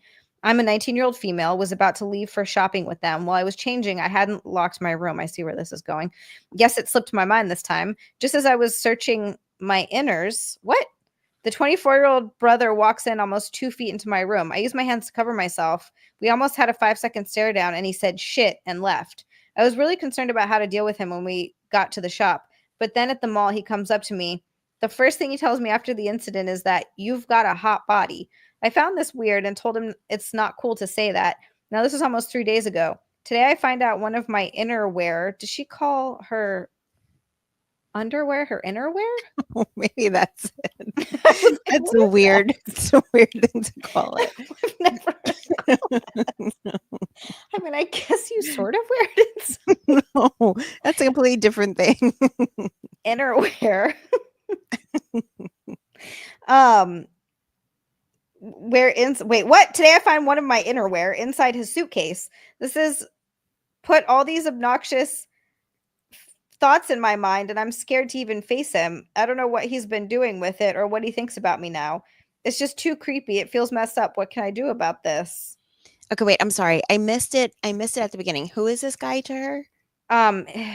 Her aunt's family. So her aunt's sons, which cousins. They're cousins. Yes. Okay.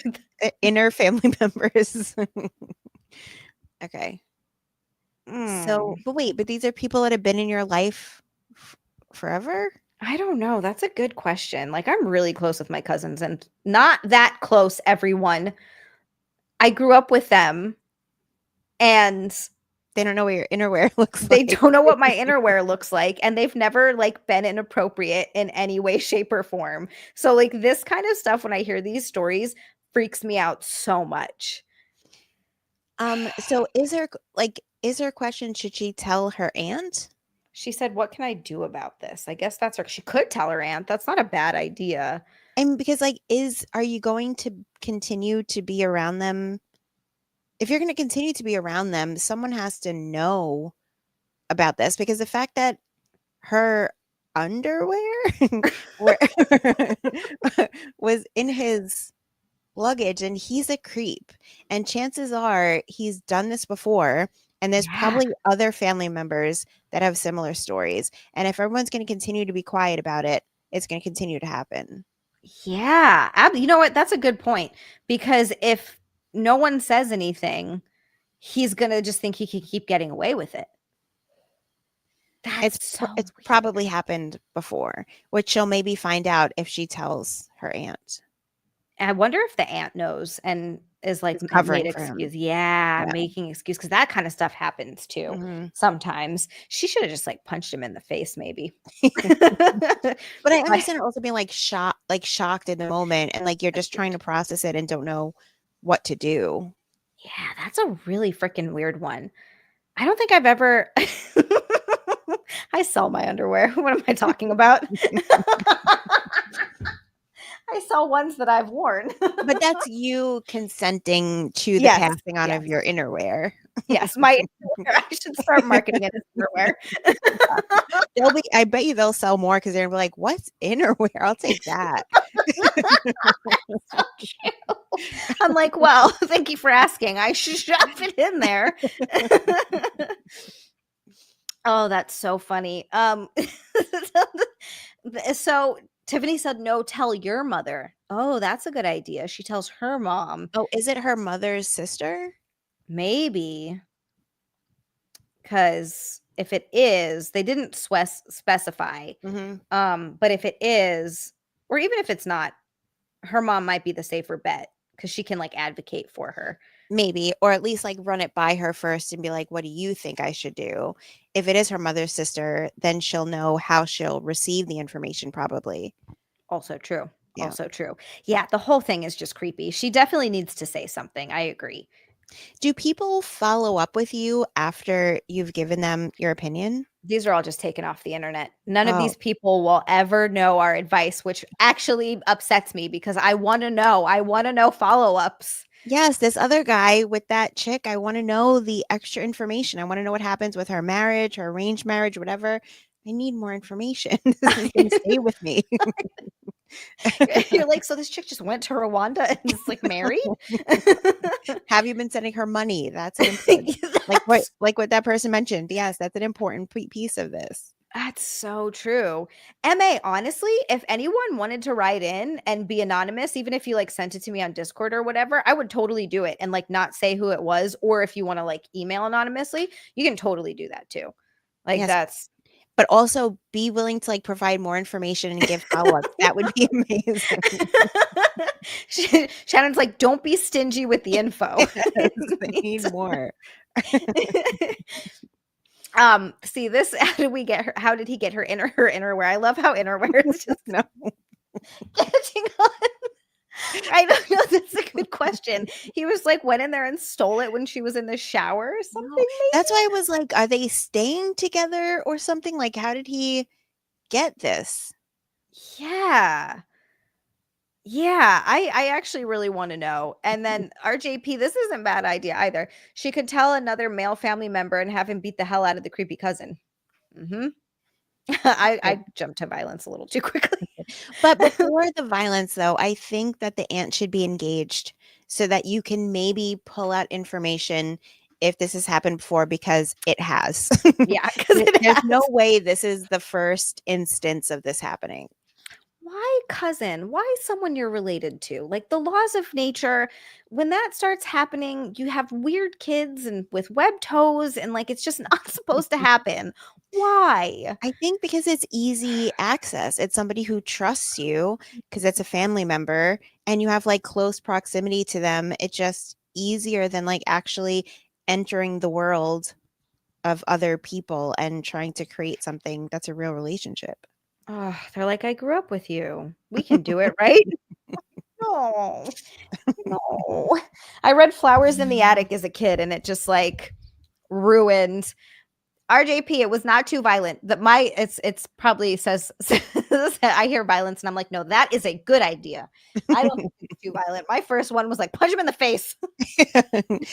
I'm usually on the side of violence, but I do feel like the ant first, then the punch in the face. Yes, I agree. I agree. The aunt does need to find out.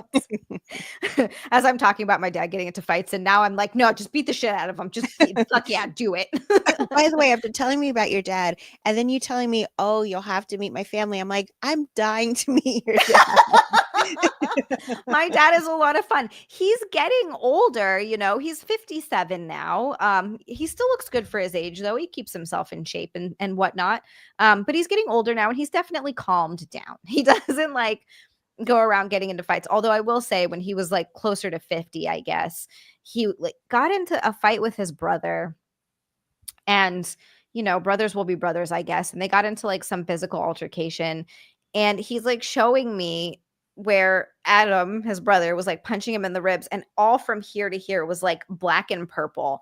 He was like, yeah, we just got drunk and we're like fighting. He was telling me the story. And I'm like, Dad. I was like, Dad. I was like, you can't be getting wasted and breaking your ribs in physical fights with your like, what is this? What I is don't hate happening? it. I ended up hooking up Shannon with my dad. He's going through a divorce, Shannon. Oh my god, I'm Zia's stepmom. Look, it's better than the girl I went to high school with. So Oh, that's his ex. I'm probably more age appropriate. Yeah, yes. Like they have like, you know, they were together for a long time, but it was weird at first because she was 18. It was like, Oh my god. oh, he was so good. It was not good. I would totally hook you up with my dad. But first, my dad needs to get his shit together. He's not ready yet, Shannon. Okay. All right. Well, we have a few months. We have a few months We before have this a few months. happens. Yes, we have my dad actually said he might move to New Jersey. So Oh, I I want know. the Hawaii part though. Well, he doesn't even live in Hawaii now. Oh, Yeah, he lives in LA. He moved to LA. okay. He It's moved to closer to LA. Hawaii. It's closer to Hawaii. He lives there now. He might be convinced to move back. I don't know. Maybe if he found himself a hot wife that was like, "Hey, let's move back to Hawaii." RJP, my dad is 57. Hi, Wally. Zia, your new stepmom is hot, said MA. Hi, Eric. Also, great web series. Stepmom, stepdaughter. There are so many episodes out there. I mean, it practically writes itself. Yes, and just people clicking on it for the wrong reasons. Yeah, You'll get the no. views. No. New stepmom and new stepdaughter go on adventure together. We check out each other's innerwear. Stepdaughter gets stuck, and it's really you trying to help me out of I'm in a tight spot, and I'm like, I really can't get out of here. Oh my God. Zia, you have to get your new stepmom unstuck from the dryer. I love that everyone's mind went there. Oh my God. That's a great show. Okay. I think we could. Eric's mind went there too. Hi, Eric. I think we could do one more before we end. We definitely have time. Okay.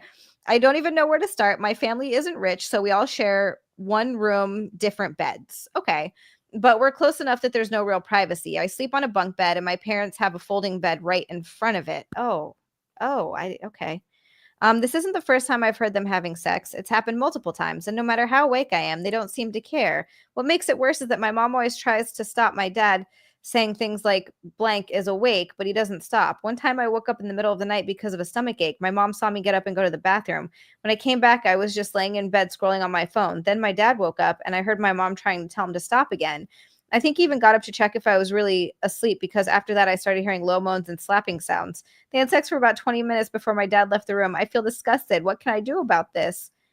How old are you? Get out of That's my there. question. How old are you? And how many people are sleeping in that room? That's not in there, right? How many people are sleeping in that room? No. And is there like a couch? Is there another room? Yeah, like sleep in the living room. Are you all living in a studio? No, or a sleeping bag in any other room. Just get yourself away from earshot or noise canceling headphones. Yeah. You can get them for cheap. They don't have to be expensive. You can get over ear noise canceling headphones for like $50. Yeah. Yeah, that's true. You could. Or like get a job at McDonald's or something and start saving to get yourself out of here. He doesn't say his age, right? No, they don't see the age. I want to know because I mean, honestly, this is a situation where I would just rent a room somewhere else for like as cheap as I can possibly get it, depending on, how old I am. I guess you have to be able to work and just get the hell out of there.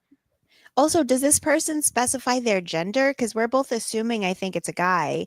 If it's a girl, this is also like a different level of wrong. Yeah.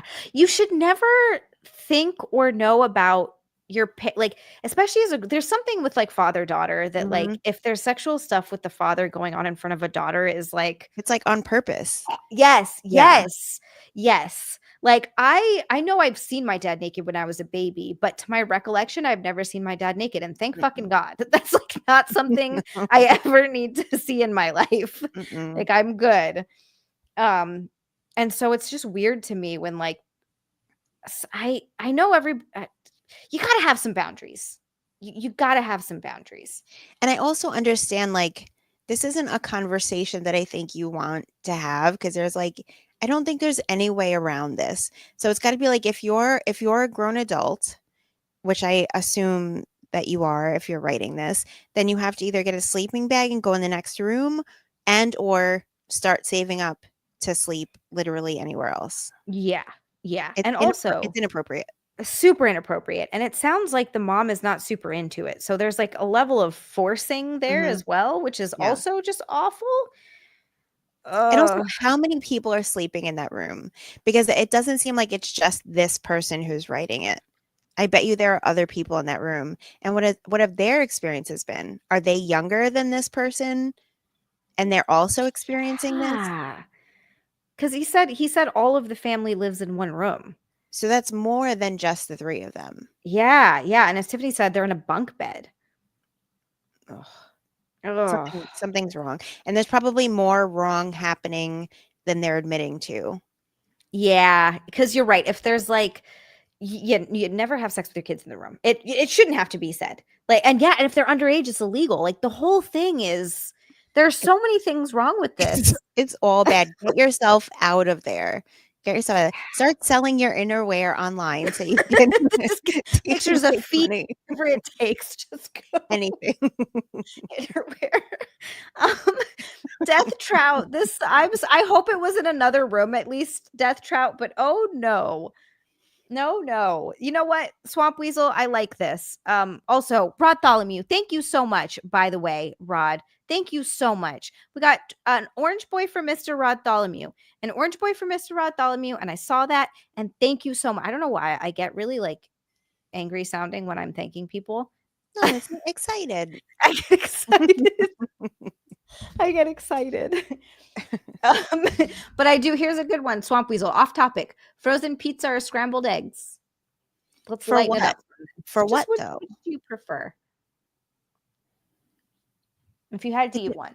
it just like depends on my mood, I feel like. Yeah.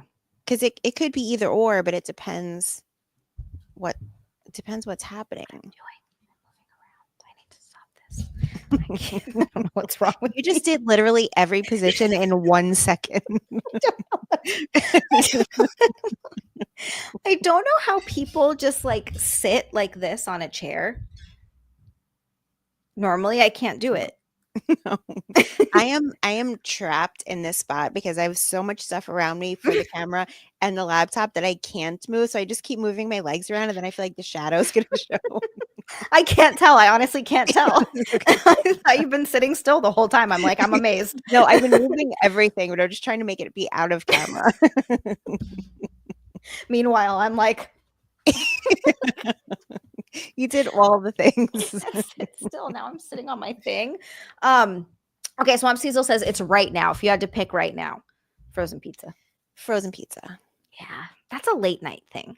Yeah. I mean, there are times where I feel like you can think of it's like where you like after the club, after the bar, at the diner, Mm. then maybe you would think of scrambled eggs, but right now I'd go for frozen pizza. Yeah, and scrambled eggs are okay. Sorry, I'm getting off topic again. My ADHD is kicking in, but do you ever notice that in TV shows and in movies, people just eat plain scrambled eggs with a fork? Like they put scrambled eggs on a plate and that's just their breakfast. That's Yeah. the weirdest thing to me. Can you just eat plain scrambled, no potatoes, no toast, nothing? Bacon? Well, obviously for not for you bacon, but But it is a little weird. And also like no cheese in the eggs, or some yeah. scallions. It is weird. And then they're also just like picking up like one little like scramble with the fork. Just like one little piece. Like no one eats like that. It's weird. I understand that they can't, however many takes they have, they can't. I've heard that in shows and movies they have spit buckets, and I didn't realize that was a thing where they like obviously how you take 20 takes, you'd be eating a full meal, you'd be full, you wouldn't be able to do it. It's not in the budget. It's not in the budget. You get no potatoes with your eggs. You can't afford a potato, damn it. I wonder if Vince Vaughn does that because I feel like it's such a big part of a lot of his characters is like a whole bunch of eating. I wonder if he is spitting it out. I know that I forget who it was. I don't know this. I read it. This could be a total rumor. But someone, I'm trying to remember what actor it was. This is going to annoy me. Didn't use a spit bucket. He would just eat whatever it was. He was a bigger guy, so it makes sense. But oh, damn it, this is going to annoy me. But yeah, it was like someone that just didn't use the spit bucket. They just actually ate the food. Was it Orson Welles? Maybe. Was it? Marlon Brando. I honestly can't remember. I've never heard it. Was it? He's just naming actors. He's like, I don't know. Orson Welles, John Goodman, Marlon Brando's one of them. Someone. I bet Vince Vaughn didn't spit it out. I could see that. I could see him eating it. That would be hard not to eat it. If you Because put it's also like food. each time it's just like just a bite. So you're probably not even like realizing how much until it's too late. Until you're like, oh, I'm so full. Don't give me any food in the trailer today. I want to eat snacks. I have such a sweet tooth. This is Lizzo. Oh my God. I'm serious. Yeah, Brando maybe didn't use it, but Kelsey Grammer, Louis Anderson, Linda Lovelace. Why do I know that name? I know Kelsey Grammer. I watch Frasier to go to sleep. I love Frasier. That's such a good show. And it's also like pretty chill to listen to go to sleep. I listen to like I alternate between Friends, Everybody Loves Raymond, Cheers, and Frasier. That is a good list of sleep shows. They're fun. Mine is Will and Grace, Friends, New Girl, Frasier, some random. Sometimes I'll do like How I Met Your Mother, although it's been a while because I did that one to death. But yeah, just any sitcom where there's background noise. I have a headphone in my ear and I have it on my tablet and I sleep like that all night.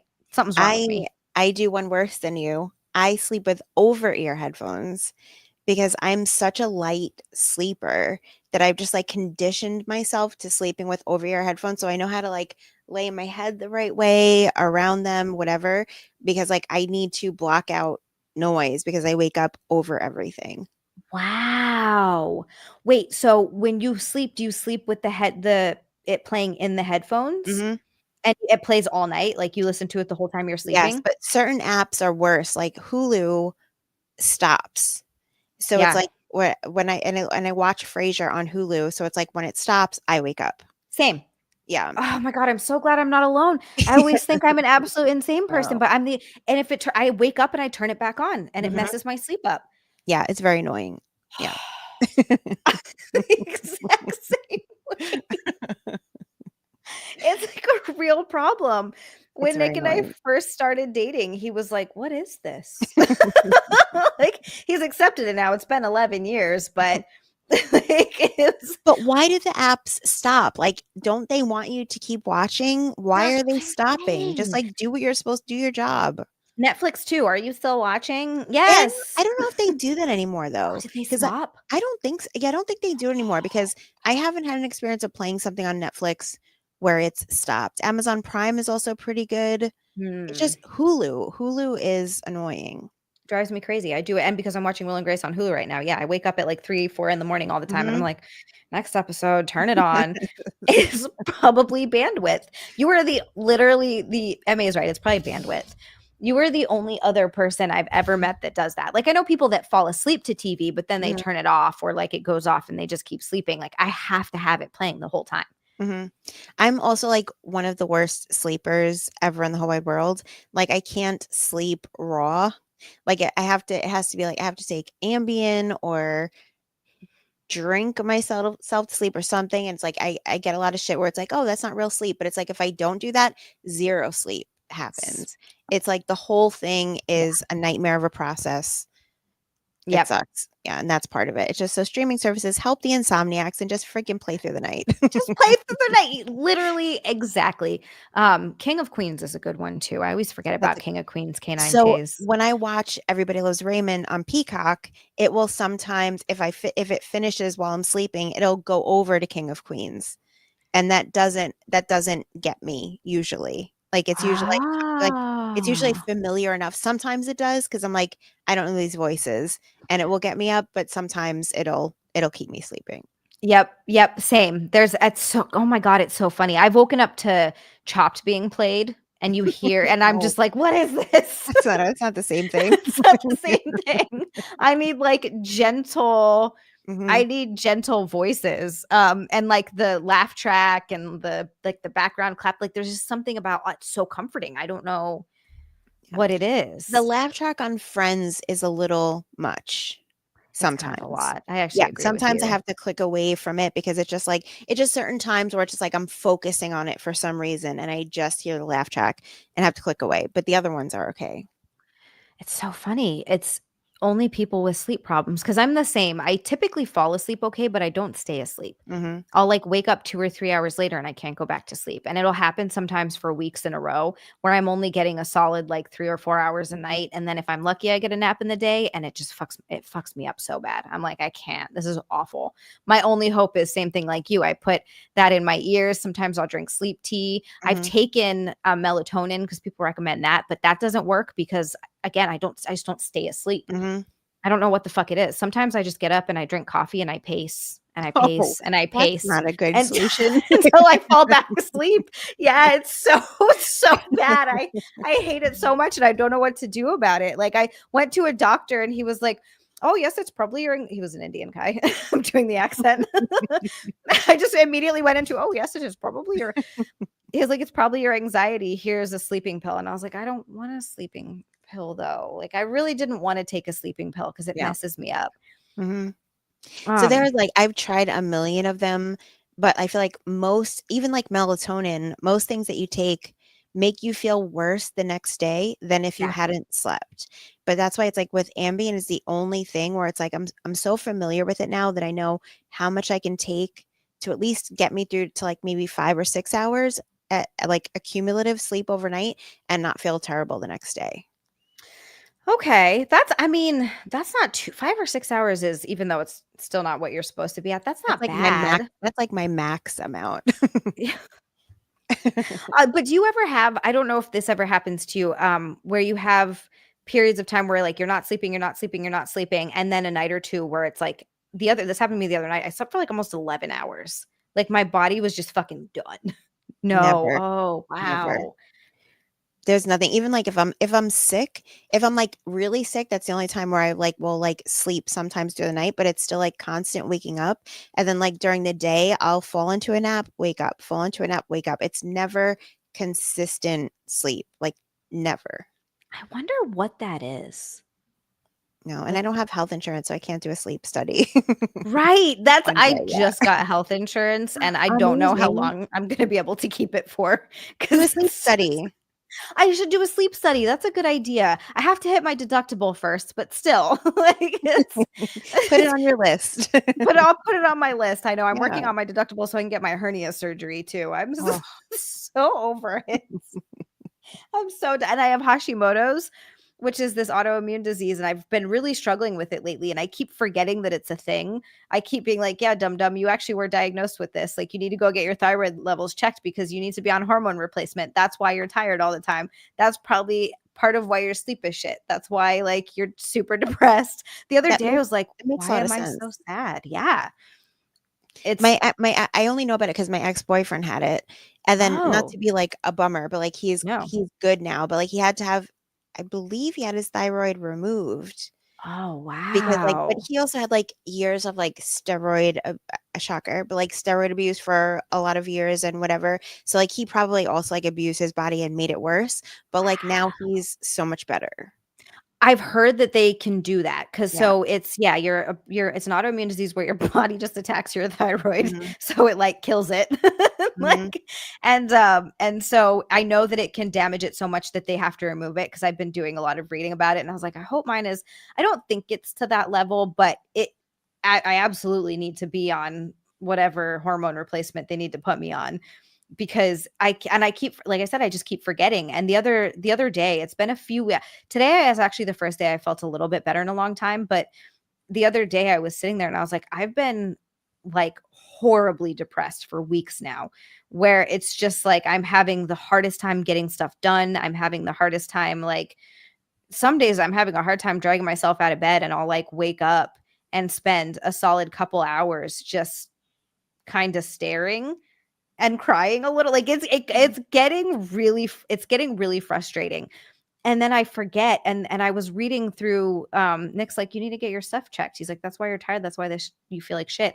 And so I was reading this article about it, and I was like, this is what because I kept thinking, like, is something wrong with me? Am I doing something wrong? Like, I'm trying to exercise. I'm like really going through it. I'm like, is it the winter? And then they're like, yeah, that's one of the major, like the one girl was like, it's so common that sometimes if people come in for depression, I just tell them to go get their thyroid checked, because it can be that. And I was like, that duh. It's like, I know I have it. So anyway, I need to get that checked too. I have to find an endocrinologist. And just take your medication. I take my medication. I don't have any. I don't have any prescribed. I was diagnosed 10 years ago. And at the time, the doctor was like, look, your thyroid levels are okay right now. She said, but eventually you will have to go on hormone replacement. And then I just forgot about it, because I was like, oh, okay, well, it's not something I have to deal with now. And 10 years went by and I never had health insurance because it's insanely expensive. And so I just never dealt with it. And I think it's been like just getting worse slowly over time. And I'm like, okay, yeah, I have to do that. My ex was taking Provigil, which is like Superman medication. That's Ooh. like the closest thing to like the limitless drug kind of. It's just like, silly, far away from it, but it just like makes you do everything better. And that's what he was prescribed, and it helped him very much. So maybe one of the silver linings of this is you get to take a really fun, cool drug. That'd be amazing. Anything that helps me like not be the way I've been lately would be great. Oh my God, that'd be awesome. Okay, we got a couple more here. Shannon, feel free to hop, like if you're like, I have to go, do not feel like you have to stay. Okay, I'll do 10 more minutes. Okay. I'm going to answer a couple more. I have a tendency, like I said, to never shut up. And then before I know it, I've streamed for 4 hours, but I do not expect anyone to ever stay that long because it's insane. But from Frank, we got 20, and he said, Zia, did you make it to your PO today? If not, there's another package scheduled for tomorrow. I did not, but guess who's going to go tomorrow? Because I have to get up early tomorrow so I can make it. My post office closes at 11 on Saturdays. By the way, when he said PO, because of what I watched, I think probation officer. I'm like, what did Zia do? I stole a cop's car. Wait, no, that was my sister. That was my sister. No, though, I didn't get to go to the PO box today because my hair takes so long as a girl. I went in at 3 and I got out at like 7. Yeah. Insane. I should have specified. But I'm so excited. Frank is sending snacks. I can't wait. Frank, thank you so much. And then ERBM. ERBM just with a freaking red boy. ERBM. Thank you so much, Ray. Holy shizballs. Wow. He said, love Shannon's show with the Aussie.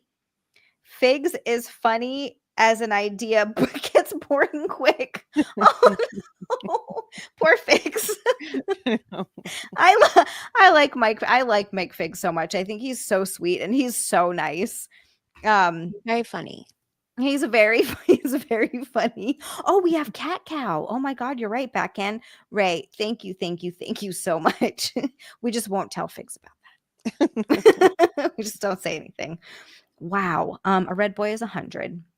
Nice. I hit Cat Cow. I don't want to make you watch Cat Cow. It's a lot. I could leave, or I could run and pee and come back. Okay, that sounds good. If you come back and I'm doing a really crazy stretch, you can feel free to step away again. Okay. All right, I'm going to turn my mic off and I'll run and pee. Okay. Sounds good. He killed it at Skankfest. Ray, thank you so much. You guys, thank you so much. That's Cat Cow. All right, we're going to do Cat Cow.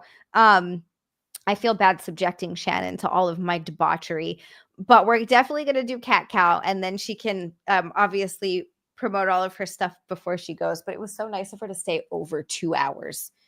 That's very nice of her. Okay, is everybody ready to stretch? Okay, guys, get your balls ready. All right, watch the balls. Get them ready. You don't want anything to get too pinched or to get squeezed. I didn't do any bathroom. Oh, no, I did. I did do a bathroom break. Okay. Tabletop position. Ladies and gentlemen, boys and girls, we get into tabletop position, hands and knees. We're going to arch our back, like this, like we're a cat. This is the cat part of the cat cow. Gonna arch, arch, arch, arch, arch, arch, arch. And then you're going to sink down in, let your glutes go up towards the ceiling and your chest go down towards the floor. This is a great way to stretch out your hamstrings, your glutes, and your hips. This is such a good stretch for your hips. And you're just going to repeat it a few times. Because when you do this, oh, it's the best stretch in the world. You go up, up, up, up, up. And then sink down like that. And it's nice to just kind of do it really slowly so you feel the stretch. You're going to really feel it. And then you're going to sink back down. This is the cow portion anyway, by the way, for anyone who's wondering. And then just like 1, 2,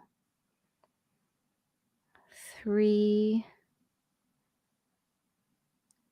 4, and then we're going to just, before we end cat cow, we're going to bend over and we're going to touch our toes. I'm back. What timing? What timing? I got to make sure nothing's popped out. Last time I did that, I turned around and my boob popped out. Sorry.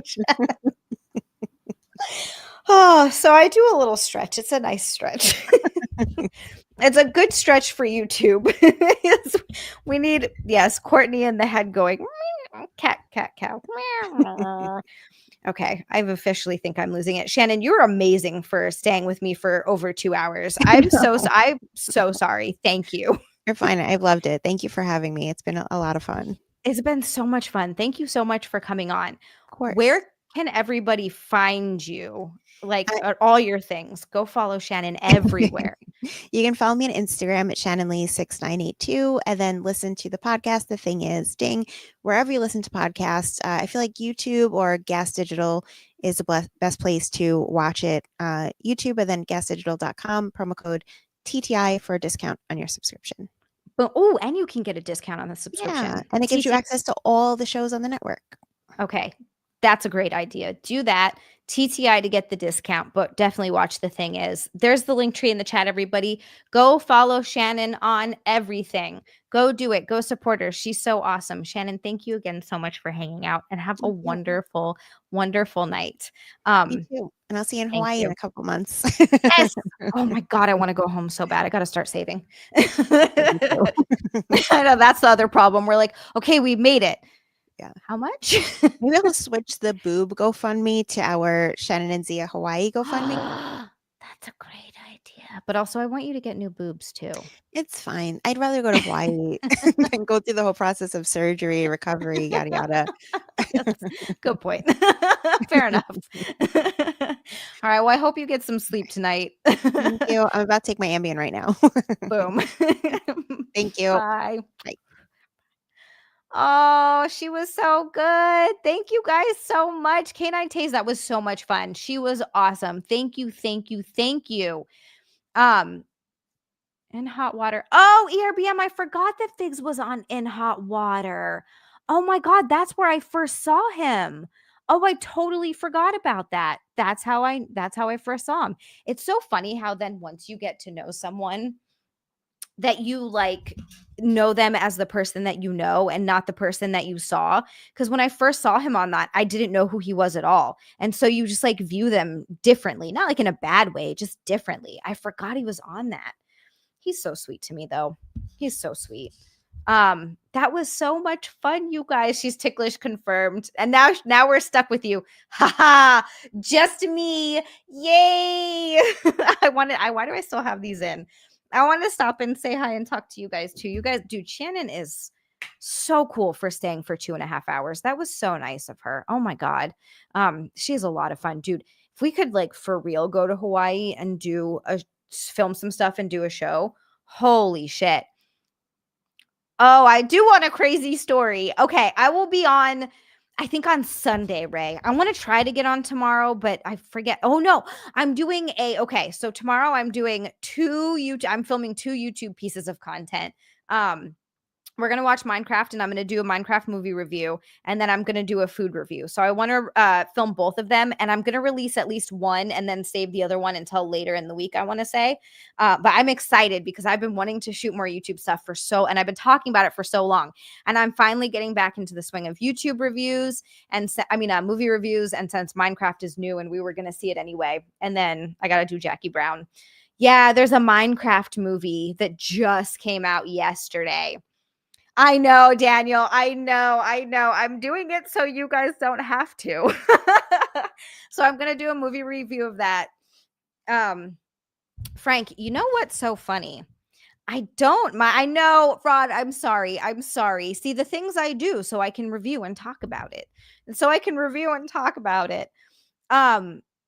Frank, airfare to Hawaii isn't that bad. That's true. That is true. It's not terrible. It's more I would have to like really plan for it and then just paying for like food and stuff like that, which I guess I'm paying for food here, but I do meal prep, and I would have to make sure that I get so worried. I don't travel well just because I worried. Minecraft movie, good luck. Thank you. Wait, ERBM, what? For you or first? Hold on. All right. Yeah, I cannot wait to hear this story. That sounds insane. They screwed up Daredevil? No. Rod, I said that Craven was worse than Madam Web. I did. Tickled is about these weird endurance tickling competitions and the scam. But what? No, MA, hi, Nicola. I've never heard of that. My best friend's sister. Dude, what? Okay, yeah, I'm excited to read this story. That's insane. What's the list of movies you're thinking about reviewing? So I have a very long list of movies. I do need to do Jackie Brown because I've been doing Tarantino movies, like the ones that I've missed. I've seen some Tarantino movies, but I've missed a lot as well. So I obviously did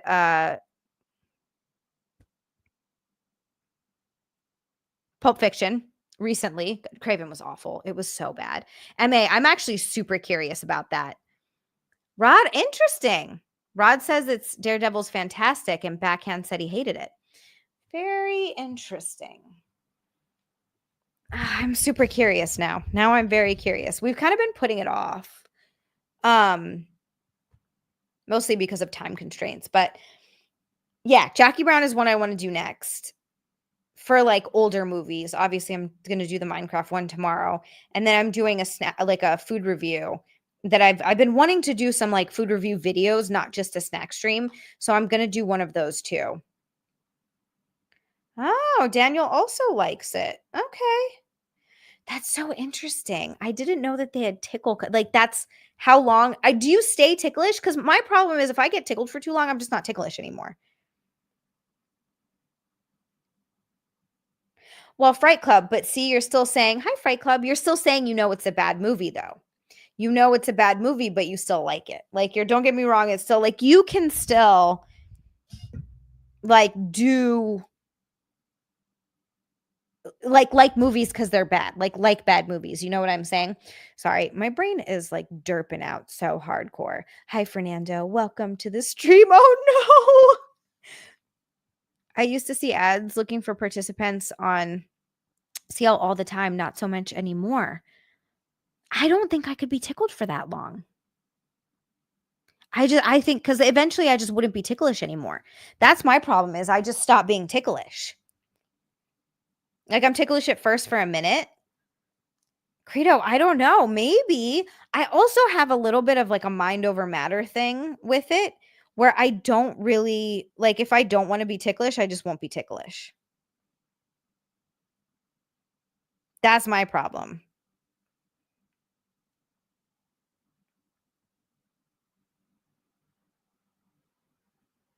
Hang on a second. Sorry. Just checking something.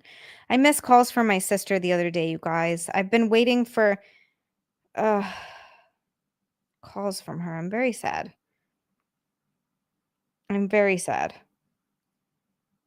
Okay. All right, we're good. Yeah, it just starts feeling weird after a little while. It feels weird and itchy. It just doesn't do anything for me.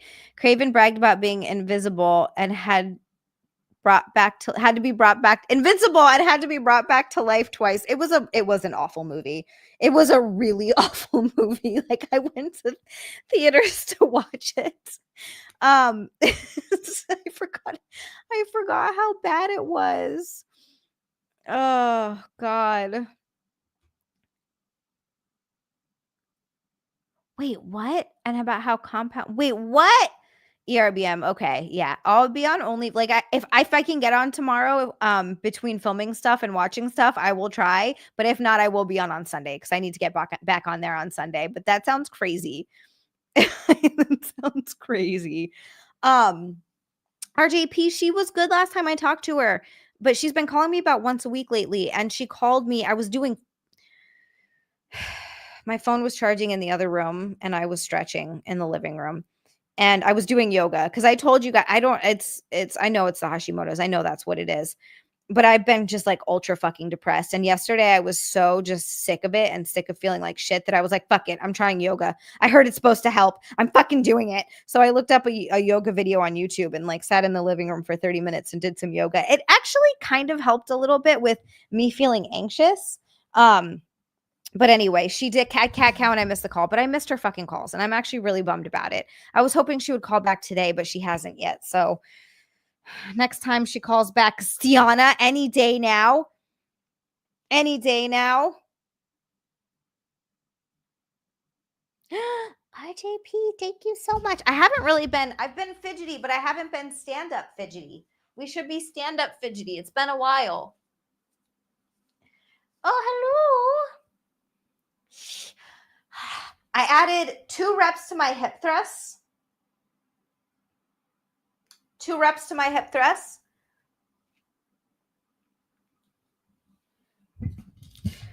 Fright Club, I know. I don't understand it. I haven't done stand-up fidgety. What were we saying? What was I saying? Hello, Zia's brain. Hello. I was going to say something. What the hell was I talking about? Rod, you got to watch it. You just got to watch it for how bad it is.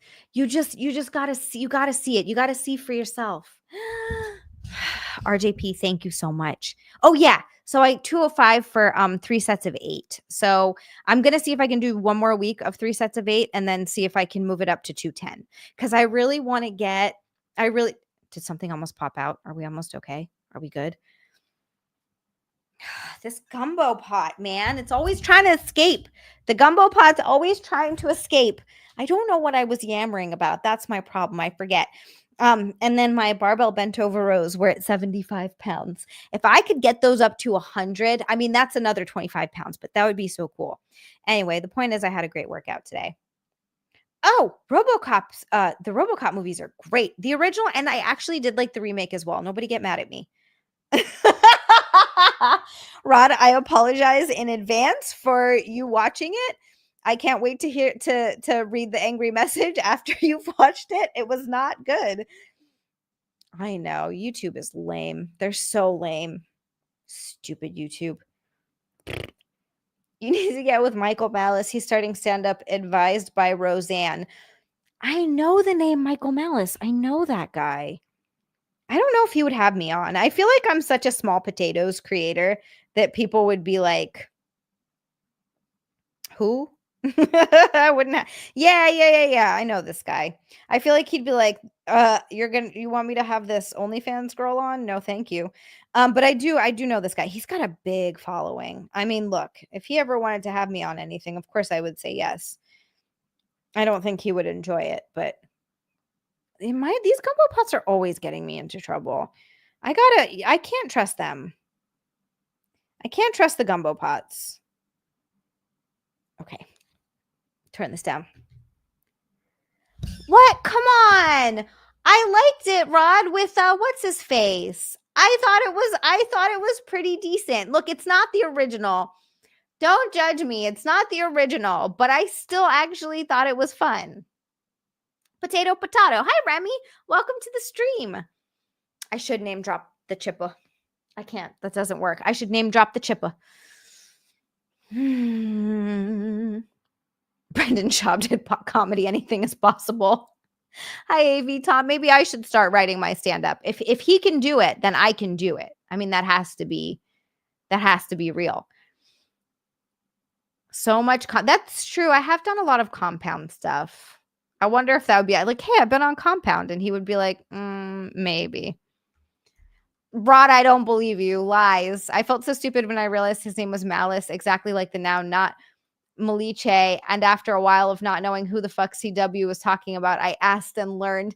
MA, I don't blame you, because whose last name is actually Malice? If I hadn't heard it said, I also would have been like, how do you say that? Because you think Malice, but you're like, that's not a name. It's a cool name, though. Is it? I wonder if that's his real name. Oh, thanks, Saw. Just trying to make me feel bad with all your... No, I'm just kidding. That's really awesome, Saw. 300, 305, and 3... Fuck, up to 340? God damn. That's... Fuck, if I could do that, that'd be cool. I'd have a fat ass. Saw's working on that booty over there. Michael Keaton is the bad guy. Was the only good thing about the RoboCop remake. He was really good. I know. Don't judge me. I'm sorry. I enjoyed it. It's fine. It's fine. Sometimes we have to like not good movies. Am I thinking of the right one? Rod, you saying that just makes me feel like this.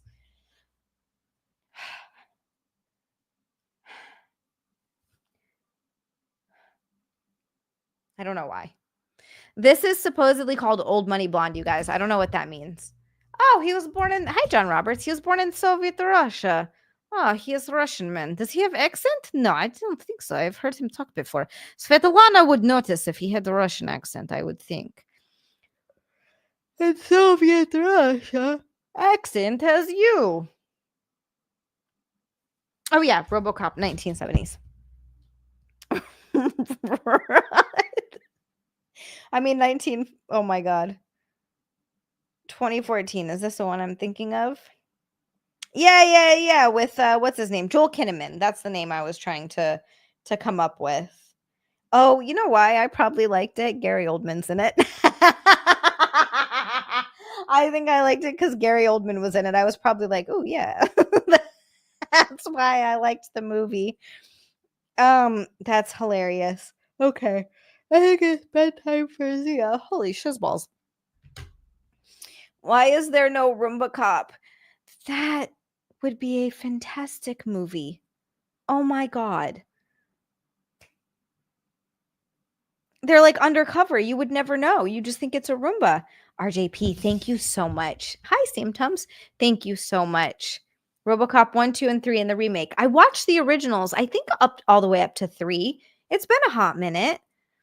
Thank you so much, RJP. Honestly, and thank you, Sam Tums. I'm happy to be back to blonde again. I like messing around with my hair and doing different colors and cuts and doing fun stuff.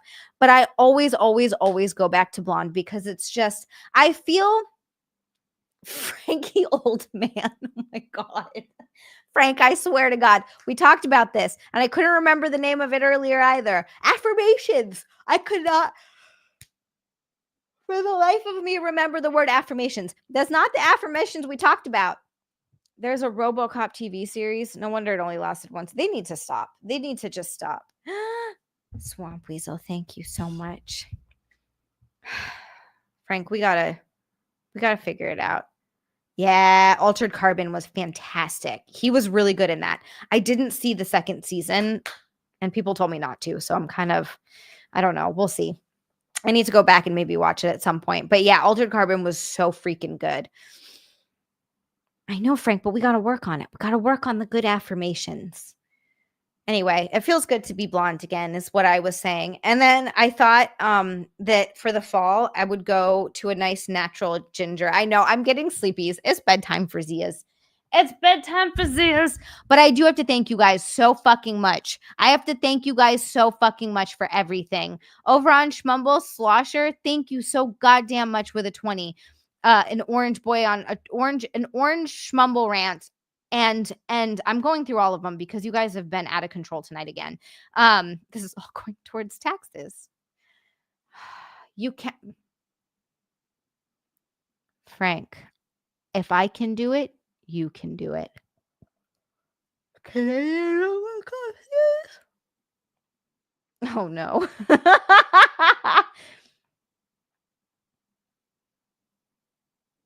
Ooh, the original Ghost in the Shell, the anime, Daniel, is really good. They re-released it in theaters a while back and I saw it and I actually really enjoyed it. Backhand, Franklin. Hello. RJP, Helicopter Gunship, Scruggs Corp, Saw, CW, Frank, Ashley, RJP, Frank, Saw, Bartholomew, Frank, and ERBM, aka Ray. Thank you so much. You guys have been amazing. RJP is getting the sleepies too. You know how we all do what is it called? What's today's Friday? Yes, tomorrow's Saturday. You know how we all do bathroom breaks together? I think we should all do bedtimes. Now it's bedtime. It's bedtime now. Everybody goes to bed. This was a real Age of Coral. Thank you so much. I'm so happy that you guys made it for the stream. And also 222 bikini streams in a row. And another freaking cat cow. I'm doing a little dance. Because we haven't hopped around enough.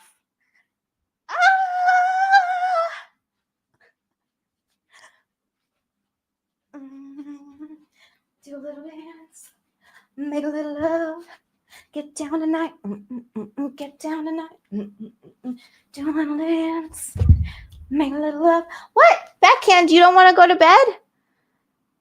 Not everybody wants to go to bed right now. Go to bed. Do a little dance.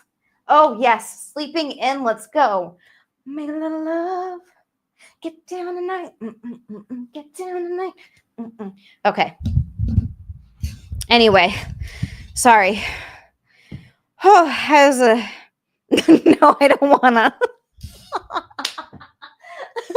Backhand's like, no, I don't wanna. All right, fine. I guess you can stay up. Hi, Brown Hour. Oh shit, yeah, Verdansk is back. Everybody's streaming that right now. Everybody's been playing Call of Duty. Seriously, you guys, thank you so much for such a fun episode. Thank you for being here and making it so awesome. Go follow Shannon. Shannon's such a fucking cool person. And it was nice to be able to hang out and actually talk to her. Like she said, without it's always everybody's around and we don't really get to chat that much. But that was, yeah, she's fantastic. Oh, you have daylight savings time too, Backhand? Okay, you can go home then. Wait, Frank, what now? Is it balls? Is it balls? Oh gosh, honestly, Ray, as much as I will leave that up to you. As much as you want. That is entirely up to you. You have been very, very kind. RJP, then it is bedtime, but you get to sleep in. I knew it, Frank. ERBM, that sounds, yeah, as much as you want. That is wild. That story legitimately sounds wild. Whatever you want. Thank you so much. And I will try to get on tomorrow. If not, I will be on Sunday though. Super curious about it. Thank you guys so much. Please have an amazing, wonderful night. And next week we have Josie. Josie is coming back. I just absolutely adore her as well. And then the week after that, Luby is coming on. So I actually got guests for a few weeks in a row and they're all wonderful guests. Very excited. Okay. Anyway, I love all of you guys. Have an amazing night. Thank you for all of your support. Thank you for all of you guys watching and liking and subscribing. And you guys interact and you do all the things that make this possible for me. And I'm just, like I said, I will always be grateful. Literally always. When I'm old and gray and I look back on this, I will be grateful that people were like, I want to sit down and watch this spastic ADHD ass fucking crazy tiny human be entertaining on the internet. And Fight Club, fuck yeah. Frank, stop it. Frank's over here acting like he's 100. He's like, I'm a centennial. Get out of here. Oh, you are so funny. When I'm old and gray, when I'm 100, when I'm 99, and I'm sitting in the nursing home, I will always, always, always have these memories and be so grateful that I had the opportunity to do this. Frank, my dad was a really young dad. They had me when they were kids. My mom was 17. My dad was a little bit older, but my mom was 17. They were babies having babies. They were babies having babies. Thanks, Daniel. Thanks. Just make sure it's a good home. Just make sure it's a good home. But anyway, have an amazing night, you guys. Wait, hold on. Get all the sleep. You guys are sexy, adorable, loving human beings. You are. You're awesome. Does dad still challenge local kids to push-up contests? God, I hope not, Lounge Singer. I love my dad. We've been talking a lot more lately too, and he's really like working on himself and stuff, and working on a job, and he's going through his divorce and stuff. And I love my dad. But he was a very interesting father growing up. I'll say that. Canine Days, I'm so happy I could help. Blob, I hope you get that. I hope you go poop. I hope you do. And I hope that you feel good after. Okay, I have to shut up. I need to stop talking. I was telling my hair lady today that the reason I do this is because I literally never shut up. Okay, Daniel, you're not wrong. Okay, have a wonderful night. You guys get 8 hours of uninterrupted seeps, or as much seeps as you can possibly get. Hit the like button, hit the subscribe button on OF and on Rumble. Hit the subscribe button. We're building these numbers up. I am getting closer and closer to 10,000 subscribers on YouTube. That is the goal. Where are we at? We're at 9,061. So it's been slow, but it's slowly going up. It is ever so slowly going up. But yeah, hit the subscribe button, hit the like button, leave a comment and stuff, because it does help with the algorithm. And yeah, I'll be back on Sunday with snacks. We'll have snacks on Sunday at 9 p.m. Eastern. I'm excited because I get to eat foods, and I will. Hold on. I can do this. Xia on Sunday. Oh, wait. Did I do this right? Uh-oh. Nope, never mind. I done messed it up. Okay, please ignore me. I'll do it again. Take 2. Good night, Xia. Okay. Xia on Sunday.